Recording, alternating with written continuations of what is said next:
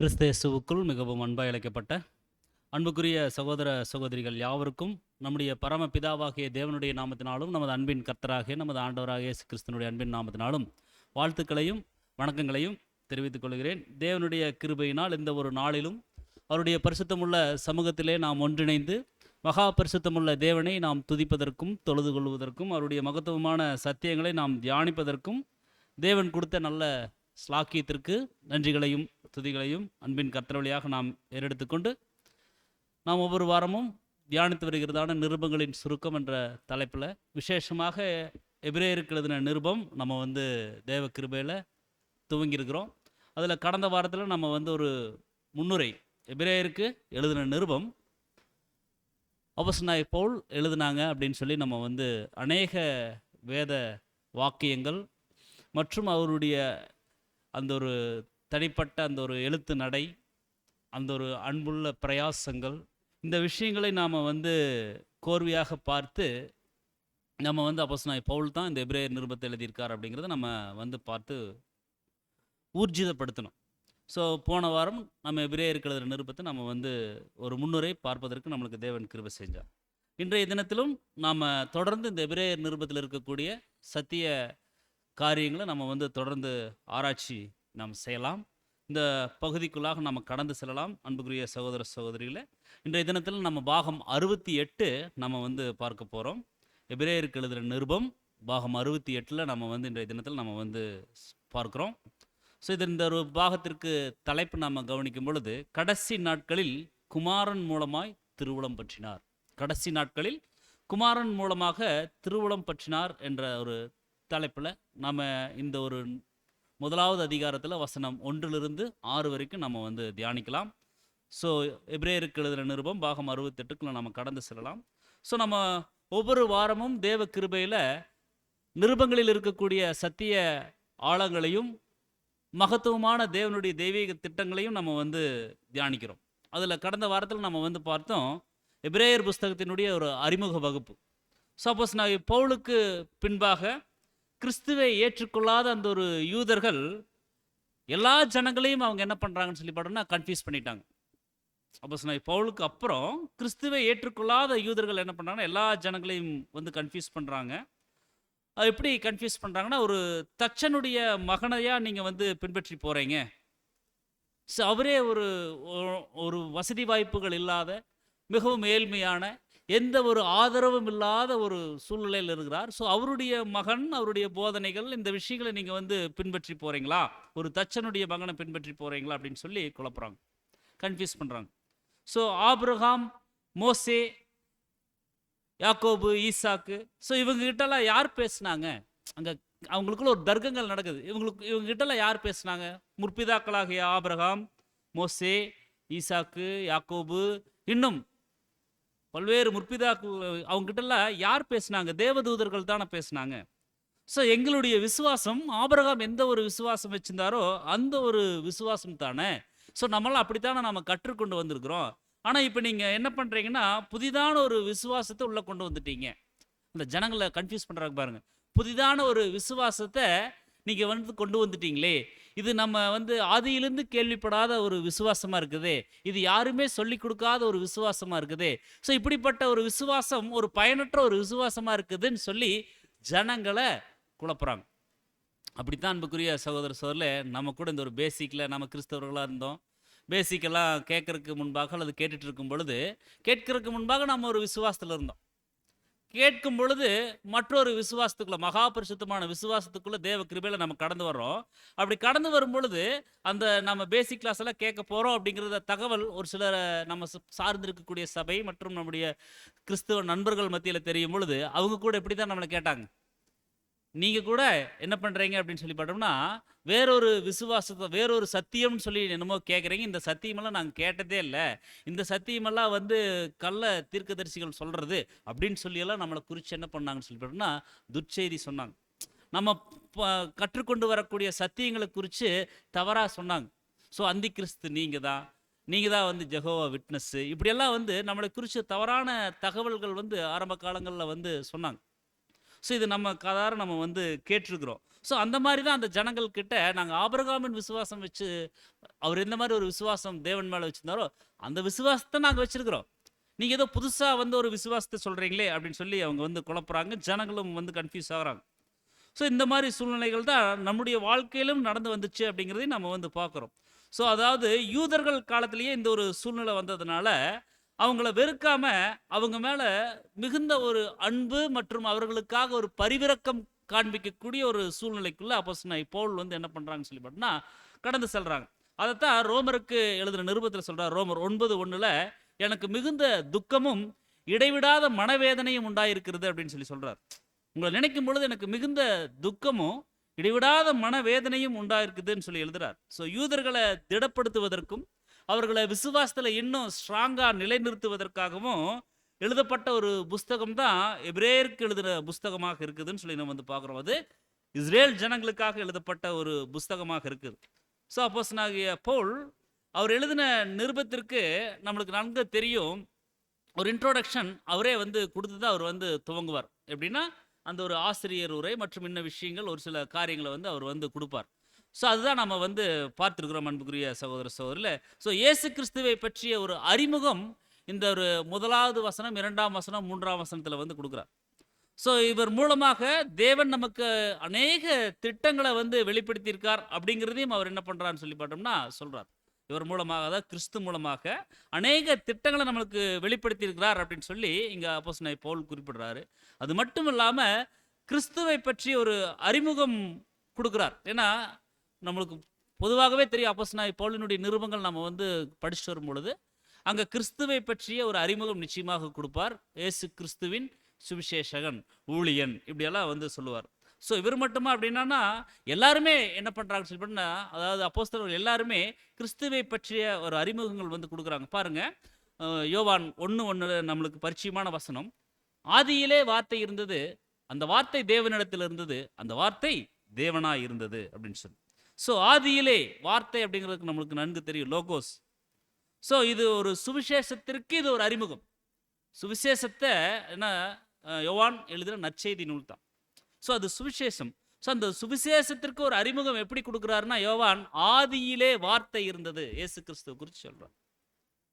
அதே நிருபத்தில் அவர் எப்படி குறிப்பிடுறாருன்னா 1 யோவான் 1:1 பாருங்க, ஆதி முதலாய் இருந்ததும் நாங்கள் கேட்டதும் எங்கள் கண்களினாலே கண்டதும் நாங்கள் நோக்கி பார்த்ததும் எங்கள் கைகளினாலே தொட்டு பார்த்ததுமா இருக்கிற ஜீவ வார்த்தையை குறித்து உங்களுக்கு நாங்கள் பிரசங்கிக்கிறோம் அப்படின்னு சொல்லி சொல்றார்.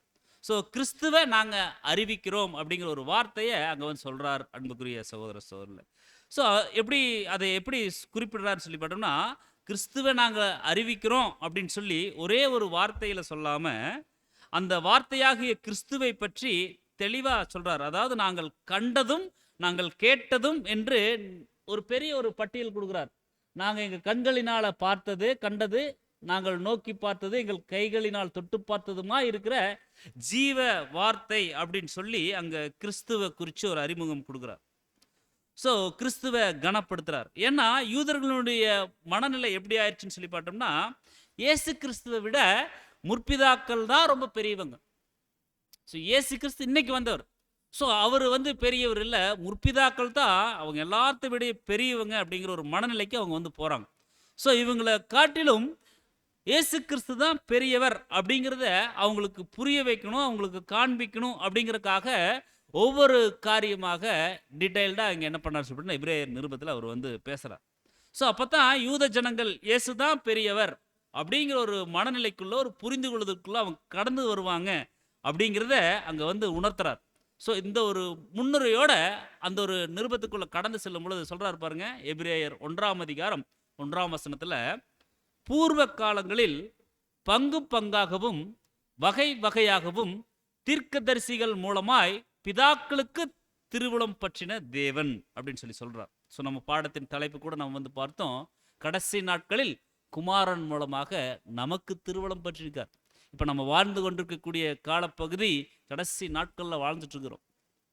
இந்த கடைசி நாட்களில் நம்முடைய அன்பின் கர்த்தர் ராஜாதி ராஜாவாக வந்து அவர் என்ன பண்ணுறான்னு சொல்லி பார்த்தோம்னா, அநேக சத்தியங்களை, அநேக மேன்மையான விஷயங்களை என்ன பண்ணுறான்னு சொல்லி பார்த்தோம்னா நம்மளுக்கு வந்து கொடுத்துட்டு இருக்கிறாரு. ஸோ அதுக்கு யார்கிட்ட இருந்து வாங்கி கொடுக்குறாருன்னா தேவன் கிட்ட இருந்து வாங்கி கொடுக்குறாரு அப்படிங்கிறத நம்ம வந்து பார்க்குறோம். ஸோ பூர்வ காலங்களில் ஸோ இந்த வசனம் நம்மளுக்கு நன்கு பரிச்சயமான ஒரு வசனம் தான். எப்படி அப்படின்னு சொல்லி பார்த்தோம்னா நம்ம அடிப்படை வேத பாடத்திலேயே இந்த ஒரு வசனத்தை நம்ம என்ன பண்ணியிருப்போம்னா கேட்டிருப்போம். ஸோ பூர்வ காலங்களில் தேவன் பாருங்க பங்கு பங்காகவும் வகை வகையாகவும் தீர்க்கதரிசிகள் மூலமாக பிதாக்களுக்கு திருவுளம் பற்றிக்கிறார். ஸோ இந்த ஒரு வசனத்தை நாம் மகா பரிசுத்தமான விசுவாசம் அப்படிங்கிற அந்த ஒரு அடிப்படை வேத பாடத்தில் நம்ம வந்து கேட்டிருப்போம். ஸோ தேவன் முற்காலங்களில் எப்படி எப்படி எப்படி சொல்கிறாருன்னு சொல்லி பார்த்தோம்னா பங்கு பங்காகவும் வகை வகையாகவும் அவர் என்ன பண்ணுறாருன்னு சொல்லி பார்த்தோம்னா சத்தியங்களை வந்து கொடுத்துருக்காரு அப்படிங்கிறத நம்ம வந்து பார்க்குறோம். ஸோ இந்த ஒரு வசனத்தை நாம் வந்து பார்க்கும் பொழுது நம்மளுக்கு என்ன ஒரு ஒரு ஒரு சத்தியம் உள்ள ஒளிஞ்சிருக்குன்னு சொல்லி பார்த்தோம்னா, அதாவது ரோமருக்கு எழுதின நிருபம் 15ஆம் அதிகாரம் 4ஆம் வசனம். ஸோ இது நம்மளுக்கு பரிச்சயமான வசனம் தான். தேவ வசனத்தினால் உண்டாகும் பொறுமையினாலும் ஆறுதலினாலும் நாம் நம்பிக்கையுள்ளவர்களாகும்படிக்கு முன்பு எழுதியிருக்கிறவைகள் எல்லாமே நமக்கு போதனையாக இருக்குது அப்படின்னு சொல்லி சொல்றார். ஸோ இப்போ நம்ம எதை பார்க்குறோம் அப்படின்னா பங்கு பங்காக அதைத்தான் நம்ம பார்க்க போகிறோம். பங்கு பங்காக வகை வகையாக என்ன பண்ணுறாருன்னா தேவன் நம்மளுக்கு வந்து சத்தியங்களை புரிய வைக்கிறார். ஸோ அப்போ பங்கு பங்காக அப்படின்னா முன்பு எழுதியிருக்கிறவர்கள் எல்லாமே நம்மளுக்கு தேவன் என்ன பண்ணுறாருன்னு சொல்லி பார்த்தோம்னா ஒரு போதனையாக எழுதியிருக்கிறான்னு சொல்லி நம்ம வந்து பார்க்குறோம். ஸோ முன்பு எழுதப்பட்ட ஒவ்வொன்றுமே தேவன் அவருடைய தீர்க்கதரிசிகளை கொண்டு பேசப்பட்ட வார்த்தைகள் தான் அப்படின்னு சொல்லி நம்ம வந்து பார்க்குறோம். ஸோ அங்கே பூர்வ காலம் அப்படிங்கிறது பழைய ஏற்பாட்டு காலங்களில் முற்பிதாக்களாகிய ஆபிரகாம், ஈசாக்கு, யாக்கோபு, ஸோ இவங்களுக்கு இன்னும் நிறைய முற்பிதாக்களுக்கு தீர்க்கதரிசிகள் மூலமாக தேவனுடைய வார்த்தைகள், அவருடைய திட்டங்கள், அவருடைய சத்தியங்களை அங்கே வந்து கொடுத்துருக்கிறார். ஸோ இந்த வார்த்தைகளோடு அப்போஸ்தலனாகிய பவுல் வந்து விட்டுட்டாரா அப்படின்னா இல்லை. ஸோ இப்படி விட்டுருந்தாருன்னா யூதர்களுக்கு நிச்சயமாக ஒன்றும் புரியாது. அதனால தான் விசேஷமான ஒரு வார்த்தை, ஸ்பெஷலான ஒரு வார்த்தையை வந்து அவர் வந்து என்ன பண்ணுறாருன்னு சொல்லி பார்த்தோன்னா பயன்படுத்துகிறார். அது என்னன்னு சொல்லி கவனிக்கும் பொழுது 1ஆம் வசனத்தில் நம்ம வந்து பார்த்தோம். அதாவது பூர்வ காலத்தில் என்ன பண்ணுறாரு சொல்லி பார்த்தோன்னா பங்கு பங்காகவும் வகை வகையாகவும் அப்படின்னு சொல்லி. ஸோ இதுக்கு இந்த ஒரு வார்த்தையை அப்போஸ்தலனாகிய பவுல் குறிப்பிடலைன்னா நம்முடைய ஆண்டவராக இயேசு கிறிஸ்து முற்பிதாக்களை காட்டிலும் பெரியவர் அப்படிங்கிறத அந்த ஜனங்கள் புரிந்து கொண்டிருக்க மாட்டாங்க. ஸோ அன்னைக்கு தேவன் முற்பிதாக்களுக்கு சத்தியங்களை, அவருடைய வார்த்தைகளை இந்த முறையில் தான் எப்படின்னா பங்கு பங்காகவும் வகை வகையாகவும் தான் கொடுக்குறார். ஆனால் இயேசு கிறிஸ்துனுடைய விஷயத்தில் அப்படி இருந்துச்சான்னா இல்லை. ஸோ எல்லாமே தெளிவாக நம்முடைய கர்த்தர் வந்து என்ன பண்ணிட்டான்னு சொல்லி பார்த்தோம்னா பேசிட்டார். ஸோ நாம் இந்த ஒரு வார்த்தைகளை பற்றி நாம் தொடர்ந்து தியானிக்கும் பொழுது அதாவது பாருங்க ஒரே சத்தியம். ஸோ ஒரே சத்தியத்தை ஒரு ஒரு டைம் மட்டும்தான் ஒருத்தருக்கு கொடுக்குறாரா அப்படின்னா இல்லை. அவர் பிரித்து பிரித்து அவருடைய தெய்வீக திட்டங்களை நம்முடைய பரிசுத்த வேதாகமத்தில் பதிவு செஞ்சிருக்காரு அப்படிங்கிறத நம்ம வந்து பார்க்குறோம். உதாரணத்திற்கு நம்ம வந்து பார்க்குறோம் பாருங்க அன்புக்குரிய சகோதர சகோதரியில். அதற்கு முன்பாக நம்ம வந்து இந்த பிதாக்களுக்கு அப்படிங்கிறத குறித்து நம்முடைய சகோதரர் சொல்லும் பொழுது அவருடைய ஜனங்களுக்கு, அதாவது இஸ்ரேலர்களுக்கு அவங்களை குறித்து சொல்கிறார். தீர்க்கதரிசிகள் மூலமான பழைய ஏற்பாட்டு வேத வாக்கியங்கள் மூலமாக தீர்க்கதரிசிகள் மூலமாக திருவுளம் பற்றிருக்கிறாரு. ஸோ அதுக்கு தான் உதாரணமாக ஆபிரகாமுக்கு கொடுத்த சத்தியங்களை, அவருடைய வார்த்தை, தேவனுடைய வார்த்தைகளை மோசேக்கு அப்படியே கொடுத்துட்டாரான்னு இல்லை. ஸோ ஆபிரகாமுக்கு கொடுத்த அந்த ஒரு சத்தியங்கள், அவருடைய வார்த்தைகள் மோசேக்கு அப்படியே கொடுக்கல. அதே போல மோசேக்கு கொடுத்த கட்டளைகள், நியாய பிரமாணங்கள் இதெல்லாத்தையும் வந்து ஆபிரகாமுக்கு கொடுத்துட்டாரான்னா கொடுக்கல, ஆபிரகாமுக்கு வந்து சொல்லலைன்னு சொல்லி நம்ம வந்து பார்க்குறோம். அதாவது என்ன நம்ம புரிஞ்சுக்கலாம்னா ஆபிரகாம் காலத்துக்கு என்ன தேவையோ, என்ன தேவனுடைய தெய்வீக திட்டத்தில் அவருடைய பங்கு என்னவோ அதை கொடுக்குறார். அடுத்ததாக மோசே காலத்துக்கு என்ன அவருடைய பங்கு, என்ன அவருடைய வேலையோ அதை கொடுக்குறார். ஸோ ஆபிரகாம் நான் உன் சந்ததியை பெருகவே பெருக பண்ணுவேன் அப்படின்னு சொல்லி ஆபிரகாமுக்கு தேவன் வந்து சொன்னார் இல்லைங்களா. அதே போல் மோசேயை குறித்து நம்ம பார்க்கும் பொழுது கானானுக்குள் வழிநடத்த போகிறத அங்கே வந்து சொல்கிறார்.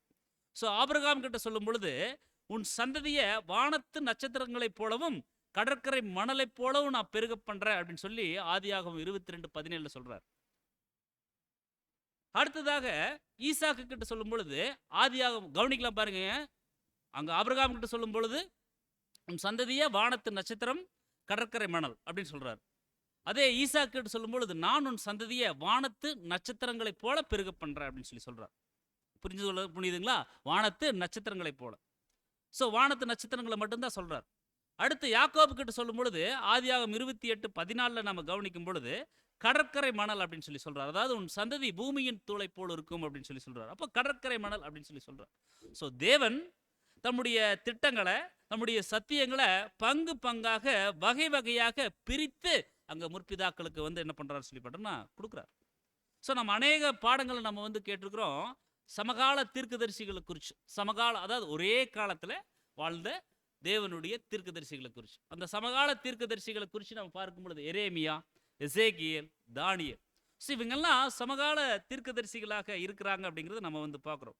அப்போ 3 பேருக்குமே வித்தியாசமான சத்தியங்களை தான் தேவன் கொடுத்துருக்கார். எரேமியாவுக்கு ஒரு விதமான சத்தியங்களை வந்து சொல்லி அவர் தேவனுடைய வார்த்தைகளை கொடுத்து நீ போய் ஜனங்கள்கிட்ட சொல்லுன்னு சொன்னார். எசேக்கியேலுக்கும் அவ்விதமாகத்தான் சொன்னார். தானியேலுக்கும் அவ்விதமாக தான் சொன்னார். ஒருத்தர்கிட்ட சொன்ன தேவனுடைய வார்த்தைகள் இன்னொருத்தர்கிட்ட அவர் என்ன பண்ணலன்னா ரிப்பீட் பண்ணலன்னு சொல்லி நம்ம வந்து பார்க்குறோம். ஸோ 3 பேருக்கும் வித்தியாசமான தேவனுடைய வார்த்தைகளை கொடுக்குறார். பாருங்க, இந்த எரேமியாவுக்கு என்ன ஒரு தேவனுடைய வார்த்தைகள் கொடுக்கப்படுதுன்னா, இஸ்ரேல் ஜனங்களினுடைய தவறுகளை குறித்து அங்கே வந்து சொல்கிறாரு. அது மட்டும் இல்லாமல் அவர்களுக்கு கொடுக்கக்கூடிய அந்த ஒரு தண்டனை, ஏன்னா தவறு பண்ணிட்டாங்க. ஸோ அந்த ஒரு தண்டனையை குறித்து கூட அங்கே வந்து சொல்கிறார். ஏன்னா எரேமியா இஸ்ரேல் தேசத்தில் இருக்கிறாரு. அதே சமயம் எசேக்கியேல் என்ன பண்ணுறாருன்னு சொல்லி பார்த்தோன்னா பாபிலோனினுடைய அந்த ஒரு அடிமைத்தனத்துக்கு இருக்கிறாரு. அந்த பாபிலோனுடைய அடிமைத்தனத்தில் அந்த எசேக்கியேல் இருக்கும் பொழுது தான் பாபிலோனில் தானியேல் என்ன பண்ணுறான்னு சொல்லி பார்த்தோன்னா மிகப்பெரிய ஒரு பதவியில் இருக்கிறார். ஸோ ஒரே காலத்தில் சமகாலத்தில் இவங்க வாழ்ந்துட்டாலும் ஒரே சத்தியம் இவர்களுக்கு, ஒரே தேவனுடைய வார்த்தைகள் இவர்களுக்கு வந்து கொடுக்கப்படலை. அதான் வந்து பார்க்குறோம் எரேமியா கிட்ட இஸ்ரேல் ஜனங்கள் அவங்க செஞ்ச தவறு, அதற்கான தண்டனையை பற்றி சொல்கிறார். அதே போல் தானியேல் கிட்ட சொல்லும் பொழுது, எசேக்கியேல் கிட்ட சொல்லும் பொழுது எப்படி சொல்லிட்டார் சொல்லி பார்த்தோன்னா 7000 வருடம், அதாவது 1000 ஆண்டு அரசாட்சி குறித்து வந்து எசேக்கியேல் கிட்ட சொல்லுவார். ஸோ அதே போல் தானியேல் தீர்க்கதரிசி கிட்ட சொல்லும் பொழுது தேவனுடைய ராஜ்யம் ஸ்தாபிக்கப்படுதலை குறித்து நம்மளுக்கு சொல்லுவார். நம்மளாம் பேசிக்கலி அதெல்லாம் வந்து நம்ம வந்து கேட்டுருக்கோம். ஸோ இப்படித்தான் தேவன் என்ன பண்ணுறாரு சொல்லி பார்த்தோன்னா பங்கு பங்காக தேவன் அவருடைய வார்த்தைகளை வந்து கொடுக்குறார். ஸோ அவங்க காலப்பகுதிக்கான தேவனுடைய திட்டம், தேவனுடைய சித்தம், தேவனுடைய வார்த்தைகள் என்ன அருளணுமோ அதை வந்து கொடுத்துட்றார். ஸோ ஆனால் யாருக்குமே தேவனுடைய முழு திட்டமும் அங்கே என்ன பண்ணல அப்படின்னு சொல்லிட்டு நான் சொல்லப்படலை. அந்தந்த காலப்பகுதிக்கேற்ப பகுதி பகுதியாக, அதாவது பங்கு பங்காக அங்கே வந்து தேவன் கொடுத்துருக்கிறாரு. ஸோ அதனால பங்கு பங்காக ஒவ்வொருத்தருக்கும் ஒவ்வொரு விஷயங்கள் கொடுக்கறதுனால கம்ப்ளீட்டாக தேவனுடைய தெய்வீக திட்டம் புரிஞ்சு கொள்ள முடிஞ்சுதா அப்படின்னா அங்கே புரிஞ்சு கொள்ள முடிகிறதுல கொஞ்சம் சிரமங்கள் இருந்துச்சுன்னு சொல்லி நம்ம வந்து பார்க்குறோம். ஆனால் தங்களுக்குன்னு சொல்லி கொடுக்கப்பட்ட அந்த ஒரு வேலைகளில் அவங்க வந்து உண்மையாக தேவனுக்கு முன்பாக அவங்க சரியாக செய்து முடித்தாங்கன்னு சொல்லி நம்ம வந்து பார்க்குறோம். ஸோ பழைய ஏற்பாட்டை பற்றி இங்கே வந்து பேதுரு சொல்லும் பொழுது அவர் சொல்கிறாரு, 1 பேதுரு 1:12, தங்கள் நிமித்தம் அல்ல நமது நிமித்தமே இவைகளை தெரிவித்தார்கள் என்று அவர்களுக்கு வெளியாக்கப்பட்டது. பரலோகத்திலிருந்து அனுப்பப்பட்ட பரிசுத்த ஆவியினால உங்களுக்கு சுவிசேஷத்தை பிரசங்கித்தவர்களை கொண்டு இவைகள் இப்பொழுது உங்களுக்கு அறிவிக்கப்பட்டு வருது. இவைகளை உற்று பார்க்க தேவ தூதர்களும் ஆசையா இருந்தாங்க அப்படின்னு சொல்லி சொல்றார். ஸோ பழைய ஏற்பாட்டில் சொல்லப்பட்டது சுவிசேஷ யுகத்தில் மாத்திரம்தான் வெளியாக்கப்பட்டு வருது. ஸோ முற்பிதாக்களுக்கு கொடுத்தவைகள் அவங்களுக்கு அதனுடைய ரகசியங்கள் புரிஞ்சுதா அப்படின்னா புரியல. ஸோ புரியல அப்படின்னாலும் இப்போ நமக்கு தேவன் என்ன பண்ணுறான்னு சொல்லி பார்த்தோன்னா புரிய வைக்கிறார். அதான் கடைசி நாட்களில் குமாரன் மூலமாக திருவுளம் பற்றிக்கிறார். ஸோ நம்ம எக்ஸாம்பிள் பார்க்கும் பொழுது தானியேல் கேட்கிறார். அதுக்கு தேவன் சொல்லிட்டாங்க, நீ அதை முத்திர போடுன்னு சொல்லி சொல்கிறார். பாருங்க, தானியேல் 12:8, நான் அதை கேட்டும் அதன் பொருளை அறியல, ஆகையால் என் ஆண்டவனே இவைகளின் முடிவு என்னவா இருக்குன்னு சொல்லி தானியேல் ஒரு தீர்க்க தரிசனத்தை பார்த்துட்டு அங்கே தேவன்கிட்ட கேட்குறாங்க. என்னவா இருக்குது இதனுடைய முடிவுன்னு சொல்லி கேட்கும் பொழுது 9ஆம் வசனம் சொல்கிறாரு, அதற்கு அவன் தானியேலே போகலாம், தூதன் சொல்லிட்டாங்க போகலாம், இந்த வார்த்தைகள் முடிவு காலம் மட்டும் புதைபொருளாக வைக்கப்பட்டு முத்தரிக்கப்பட்டும் இருக்கு, சீல் பண்ணப்பட்டிருக்கும் அப்படின்னு சொல்லி சொல்கிறார். ஸோ சீல் பண்ணப்பட்டிருக்கும் அப்படிங்கிறத ஒரு விஷயத்தை அங்கே வந்து சொல்லிடுறாரு. 10ஆம் வசனத்தில் 10 தானியேல் 12:4 கவனிக்கும் போது என்ன சொல்கிறாரு சொல்லிட்டு, நான் தானியேலே ஆகிய நீ என்றால் முடிவு காலம் மட்டும் இந்த வார்த்தைகளை புதை பொருளாக வைத்து இந்த புஸ்தகத்தை நீயே முத்திர போட்டுரு. ஸோ முத்திர போட்டு அப்போ அநேகர் இங்கும் அங்கும் ஓடி ஆராய்வாங்க, அறிவும் பெருகி போகும் அப்படிங்கிற ஒரு விஷயத்த அங்கே வந்து சொல்கிறார். ஸோ இந்த ஒரு விஷயத்தை அங்கே சொல்லிட்டு ஏசாயா 28:10 சொல்றாரு பாருங்க. இதெல்லாமே நம்ம பேசிக்கில் படிச்சது தான். ஏன்னா தேவனுடைய வார்த்தைகள் எப்படி எப்படி இருக்குது, தேவன் எப்படி நம்மளுக்கு கொடுத்துருக்காரு இன்றைய தினத்தில். ஸோ அதை தான் நம்ம வந்து பார்க்க போகிறோம். கற்பனையின் மேல் கற்பனையும், கற்பனையின் மேல் கற்பனையும், பிரமாணத்தின் மேல் பிரமாணமும், பிரமாணத்தின் மேல் பிரமாணமும், இங்க கொஞ்சம் அங்க கொஞ்சமும் தான் தேவனுடைய வார்த்தைகள் என்ன பண்ணு அப்படின்னு சொல்லி பார்த்தோம்னா இருக்குதுன்னு சொல்லி நம்ம வந்து பார்க்குறோம். ஸோ எப்படி இருக்குதுன்னு சொல்லி ஓசியா தீர்க்கதரிசி சொல்லும்பொழுது ஓசியா 12:10 அப்படியே தீர்க்கதரிசிகள் கூட நான் சொன்னேன், நான் அநேகம் தரிசனங்களை அருளினேன், தீர்க்கதரிசிகளை கொண்டு நான் என்ன பண்ணியிருக்கேன்னா ஊமைகளால பேசியிருக்கேன் அப்படின்னு சொல்லி சொல்றார். ஸோ ஊமைகளால தான் அங்க வந்து பேசுறார். ஸோ தீர்க்கதரிசிகள் மூலமாக முற்பிதாக்களுக்கு தேவன் பங்கு பங்காக என்ன பண்றாரு சொல்லி பார்த்தோம்னா அவருடைய வார்த்தைகளை கொடுக்குறார். ஸோ பங்கு பங்காக கொடுத்த தேவன் இப்போ என்ன பண்றாருன்னு அடுத்தது வகை வகையாக கொடுக்குறார். ஸோ வகை வகை அப்படிங்கன்னு சொல்லி நம்ம கவனிக்கும் பொழுது, ஸோ அப்படி இதுவரைக்கும் கொடுத்த சத்தியங்களை சில பேருக்கு எப்படி கொடுத்துட்டாரு சொல்லி பார்த்தோம்னா சொப்பனங்கள் மூலமாகவும் உடன்படிக்கைகள் மூலமாகவும் நம்ம படிச்சிருக்கிறோம். சொப்பனங்கள் மூலமாக உடன்படிக்கைகள் மூலமாக சில பேருக்கு தரிசனங்கள் மூலமாக வந்து கொடுக்குறார். ஸோ சிலருக்கு வேலைக்காரர்கள் மூலம் உணர்த்துறாரு, சிலருக்கு நிழலும் பொருளுமாக புரிய வைக்கிறாரு, சிலருக்கு வந்து தீர்க்க தரிசனங்கள் மூலமாக புரிய வைக்கிறார், சிலருக்கு கால கணக்குகள் மூலமாக கொடுக்குறான்னு சொல்லி நம்ம வந்து பார்க்குறோம். ஸோ இப்படி வகை வகையாக கொடுத்ததற்கான நிறைய உதாரணங்கள் நம்மளுடைய பரிசுத்த வேதாகமத்தில் தேவன் ரெக்கார்ட் பண்ணி வச்சிருக்காரு. நம்மளே நிறைய சப்ஜெக்ட் பார்த்துருக்கோம். தீர்க்க தரிசனத்தின் அடிப்படையில் இஸ்ரேல் ஜனங்களுக்கு கொடுக்கப்பட்ட தீர்க்க தரிசனத்தில் தேவனுடைய திட்டம் என்ன இருக்கு, காலக்கணக்கில் அதன் மூலமாக தேவன் என்ன சத்தியங்கள் கொடுக்கிறார், நிழலும் பொருளும் அந்த ஒரு வகையில் அந்த ஜனங்களுக்கு எப்படிப்பட்ட சத்தியங்களை வந்து கொடுத்தார், தேவனுடைய வார்த்தைகளை கொடுத்தார். ஊமைகள் மூலமாக கூட அந்த பழைய ஏற்பாட்டு இருக்கக்கூடிய இஸ்ரேல் ஜனங்களுக்கு தேவன் வந்து பேசியிருக்கார். ஸோ இது இப்படி நிறைய உதாரணங்கள் நம்முடைய பரிசுத்த வேதாகமத்தில் பார்த்துருக்கோம்.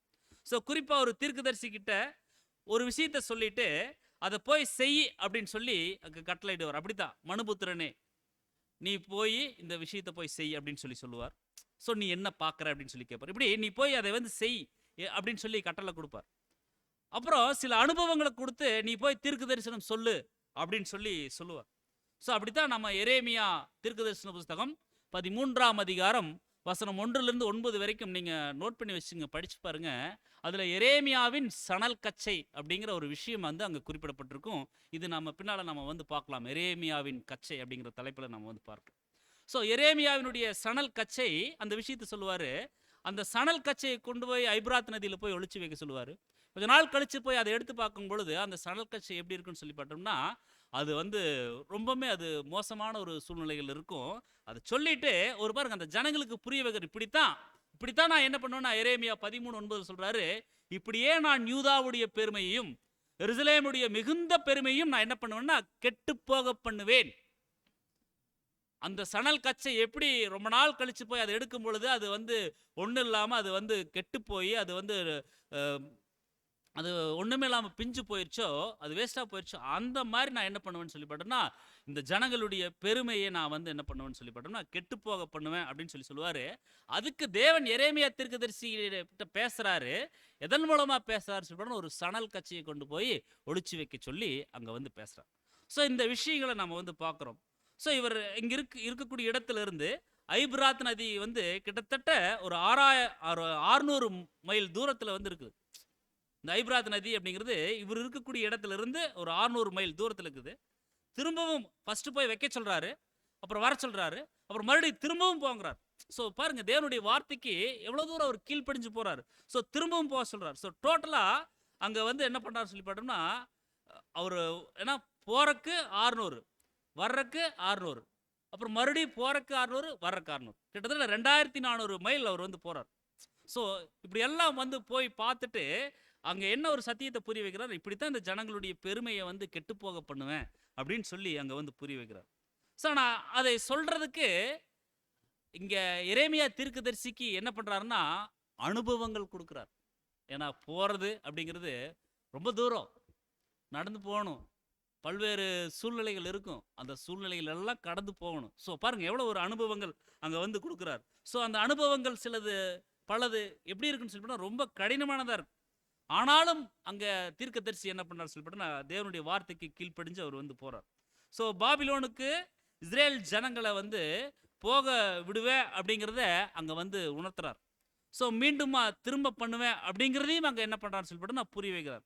ஆனாலும் தீர்க்கதரிசிகள் எந்த ஒரு முறுமுறுப்பும் இல்லாமல் திருப்பி பேசாம தேவனுடைய வார்த்தைகளை கீழ்ப்படிஞ்சு அவங்க வந்து கை கொண்டு நடந்தாங்கன்னு சொல்லி நம்ம வந்து பார்க்கணும். ஸோ இன்னொரு அனுபவம் எரேமியா 19ஆம் அதிகாரத்திலையும் இருக்குதுன்னு சொல்லி பார்க்குறோம். ஸோ அதே போல் ஏசையா கிட்ட சொல்லும் பொழுது கூட பாருங்க, ஏசையா 20:2 கர்த்தர் ஆமோத்சின் குமாரனாகிய ஏசாயாவை நோக்கி, நீ போய் உன் அறையில் இருக்கிற ரட்டை அவிழ்த்து உன் கால்களில் இருக்கிற பாதரட்சிகளை கலட்டு அப்படின்னு சொல்லி சொல்றாரு. அவன் அப்படியே செய்து வஸ்திரம் இல்லாமல் வெறுங்காலுமாய் நடக்கிறார். பாருங்க, ஒரு தீர்க்கதரிசி கிட்ட ஒரு தீர்க்கதரிசி கவனிக்கலாம் பாருங்க. இந்த வசனமெல்லாம் நாம கவனிக்கும் பொழுது தேவன் எப்படி தீர்க்கதரிசிகிட்ட பேசுகிறாரு, தேவனுடைய வார்த்தைகளுக்கு எப்படி தீர்க்கதரிசிகள் கீழ்ப்படிஞ்சு நடந்திருக்காங்கிறது நம்ம வந்து புரிந்து கொள்ளணும். ஆமோத்சின் குமாரனாகி ஏசாயாவை நோக்கி சொல்றார். ஏசாயா அவ்வளவு பெரிய ஒரு தீர்க்கதரிசி. அவர்கிட்ட தேவன் சொல்றார், நீ போய் உன் அறையில் இருக்கிற ரட்டை அவிழ்த்து உன் கால்களில் இருக்கிற பாதரட்சியை நீ கலற்று அப்படின்னு சொல்லி சொல்றாரு. தேவன் சொன்ன உடனே அவன் அப்படியே செய்து வஸ்திரம் இல்லாமல் வெறுங்காலுமாக நடந்திருக்கிறார் சொல்லி நம்ம வந்து பார்க்கிறோம். ஸோ எந்த அளவுக்கு தேவனுடைய வார்த்தைக்கு அவர் வந்து தேவன் சொன்னா அதுல ஒரு விஷயம் இருக்கும், தேவன் சொன்னா அதுல ஏதாவது ஒரு காரியம் இருக்குங்கிறத உணர்ந்து அவர் வந்து செய்தார். இவர் மட்டும் அப்படின்னா ஓசியா தீர்க்கதரிசி கூட அவரு கூட ஒரு ராணுவத்தில் ஒரு நல்ல ஒரு பதவியில தான், அரசவையில் ஒரு நல்ல ஒரு பதவியில தான் இருந்தார், நல்ல ஒரு ஸ்டேட்டஸ்ல தான் இருக்கார், கவர்மெண்ட் வேலை தான். அந்த சூழ்நிலையில் இருக்கக்கூடிய ஒருத்தர் தேவன் என்ன பண்றாரு சொல்லிட்டுனா, திருமணமாகாம இருக்கக்கூடிய ஒரு தீர்க்கதரிசியாக இருக்கிறாரு. அந்த சூழ்நிலையில தேவன் அவருக்கு என்ன ஒரு வார்த்தை கொடுக்குறாருன்னா, கர்த்தர் ஓசியாவை கொண்டு உரைக்க தொடங்கின போது கர்த்தர் ஓசியாவை நோக்கி, நீ போய் ஒரு சோர ஸ்திரியையும் சோர பிள்ளையையும் உன்னிடமாக சேர்த்துக்கொள், தேசம் கர்த்தரை விட்டு விலகி சோரம் போயிற்று. தேவனை விட்டு இந்த ஜனங்கள் டோட்டலா வெளியே போயிட்டாங்க அப்படிங்கிறத புரிய வைப்பதற்காக இதை போய் சொல்லணும் இல்லைங்களா அங்க ஓசியா தீர்க்கதரிசி. அதுக்கு அவர்கிட்ட என்ன சொல்றாருன்னா, நீ போய் இப்ப என்ன பண்ணணும்னா, உண்மையிலுமே நீ போய் ஒரு சோர ஸ்திரீ அப்படின்னா ஒரு தவறான ஒரு வாழ்க்கை வாழ்ந்து கொண்டிருக்கக்கூடிய ஒரு சோர ஸ்திரீ, அந்த ஸ்திரீய நீ போய் என்ன பண்ணுன்னு சொல்லி பார்த்தோம்னா கல்யாணம் பண்ணுன்னு சொல்லி சொல்றாரு. அந்த அந்த ஸ்திரீ மட்டும் இல்லாம அந்த ஸ்திரீக்கு பிள்ளைகள் கூட இருக்கிறாங்க. அந்த பிள்ளைகளையும் நீ உன்னிடமாக சேர்த்துக்கொள். எப்படி சொல்றாரு பாருங்க. இவர் நல்ல ஒரு வேலையில் இருக்கிறாரு, நல்ல ஒரு சூழ்நிலையில் இருக்கிறார், தாய் தகப்பனுக்கு நல்ல ஒரு மகனாக இருக்கிறாரு. அந்த மாதிரி இருக்கிறவருக்கு நீ இப்படி ஒரு பெண்ணை போய் நீ என்ன பண்ணுன்னா திருமணம் செய்யின்னு சொல்லி சொல்ற. ஸோ ஒரு சோர ஸ்திரீயை நீ போய் சேரணும்னு சொல்லி சொல்றாரு, திருமணம் சொல்றார். ஸோ விவாகம் பண்றாரு, அதே மாதிரி பண்றாரு. ஆனா அந்த ஸ்திரீ இவரை விட்டுட்டு 2 முறை என்ன பண்ணுதுன்னு சொல்லி பார்த்தோன்னா வேறொருத்தர் கூட போயிடுறாங்க. ஓசியா இதுவும் தனியான ஒரு பாடம் தான், ஓசியா தீர்க்கதரிசி குறிச்சு பாடம். ஸோ 2 முறை அவங்க வந்து போறாங்க. ஆனாலும் தேவன் சொல்றாங்க, நீ போய் அவங்களை சேர்த்துக்கொள்ளு அப்படின்னு சொல்லி. ஸோ இது மாதிரி தான் இஸ்ரேல் ஜனங்கள் சர்வ வல்லமையுள்ள தேவனாகி என்னை விட்டு அவங்க வந்து போயிட்டாலும் அவங்கள நான் திரும்ப சேர்த்து கொள்வேன் அப்படின்னு சொல்லி அங்க வந்து புரிய வைப்பதற்காக இந்த ஓசியா தீர்க்கதரிசிக்கு இப்படி அனுபவங்கள் வந்து கொடுக்குறார். ஸோ இப்படித்தான் அன்புக்குரிய சகோதரர் சொல்ல, நம்மளுக்கும் தேவன் பல்வேறு விதமான அனுபவங்கள் வந்து கொடுப்பார். அநேக அனுபவங்கள், அநேக உபத்திரவங்களின் வழியாகத்தான் மகிமையுள்ள தேவனுடைய ராஜ்யத்துக்குள்ள நம்ம வந்து பிரவேசிக்க முடியும். சாதாரணமா போயிட முடியாது. அனுபவமே இல்லாம நாம அங்க போய் என்ன பண்ண முடியும்? ஸோ அன்புக்குரிய சகோதரர் சொல்ல, தேவன் நம்மளுக்கு பல்வேறு அனுபவங்கள் கொடுக்கும் பொழுது நாம் அதை எப்படி இங்க தீர்க்கதரிசிகள் தேவனுடைய மனுஷர்கள் எப்படி அதை வந்து ஏற்றுக்கொண்டாங்களோ, அதை கை கொண்டு நடந்தாங்களோ, அதே போலதான் நம்மளும் இருக்கணும் அப்படிங்கிறதையும் நம்ம வந்து கவனிக்கிறோம். ஸோ அதே போல ராஜ்யத்தில் இஸ்ரேல் ஜனங்களை கூட்டி சேர்க்கக்கூடிய விஷயங்கள் இதெல்லாமே தேவன் என்ன பண்ணியிருக்கான்னு சொல்லி பார்த்தோம்னா அங்கே வந்து கொடுத்துருக்கார். ஸோ நமக்கு கடைசி நாட்களில் குமாரன் மூலமாக அங்கே வந்து திருவுளம் பற்றி அவர் வந்து என்ன பண்ணுறான்னு சொல்லி பார்த்தோம்னா நம்மளுக்கு இன்னைக்கு சத்தியங்கள் கொடுக்குறார்.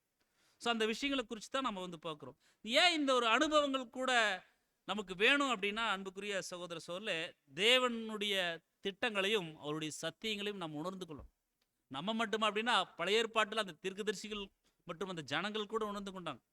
ஸோ இந்த அனுபவங்கள் கூட ரொம்ப எமோஷனலாக அங்கே வந்து புரிய வைக்கிறார்.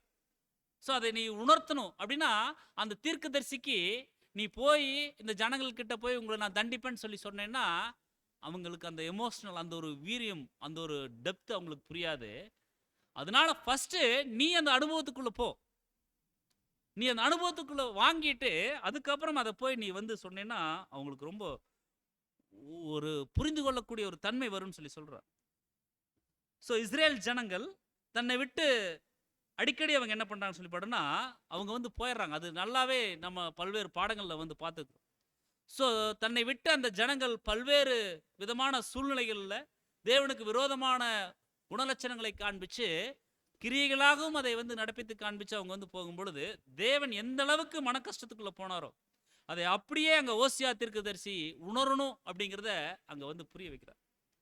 ஸோ பாருங்க, தன் மனைவி தன்னை விட்டு போன போது எப்படி அவருக்கு மன கஷ்டம் ஏற்பட்டிருக்கு. ஸோ அப்படித்தான் தேவனும் அங்கே கஷ்டப்பட்டதாக நம்ம வந்து பார்க்கிறோம்.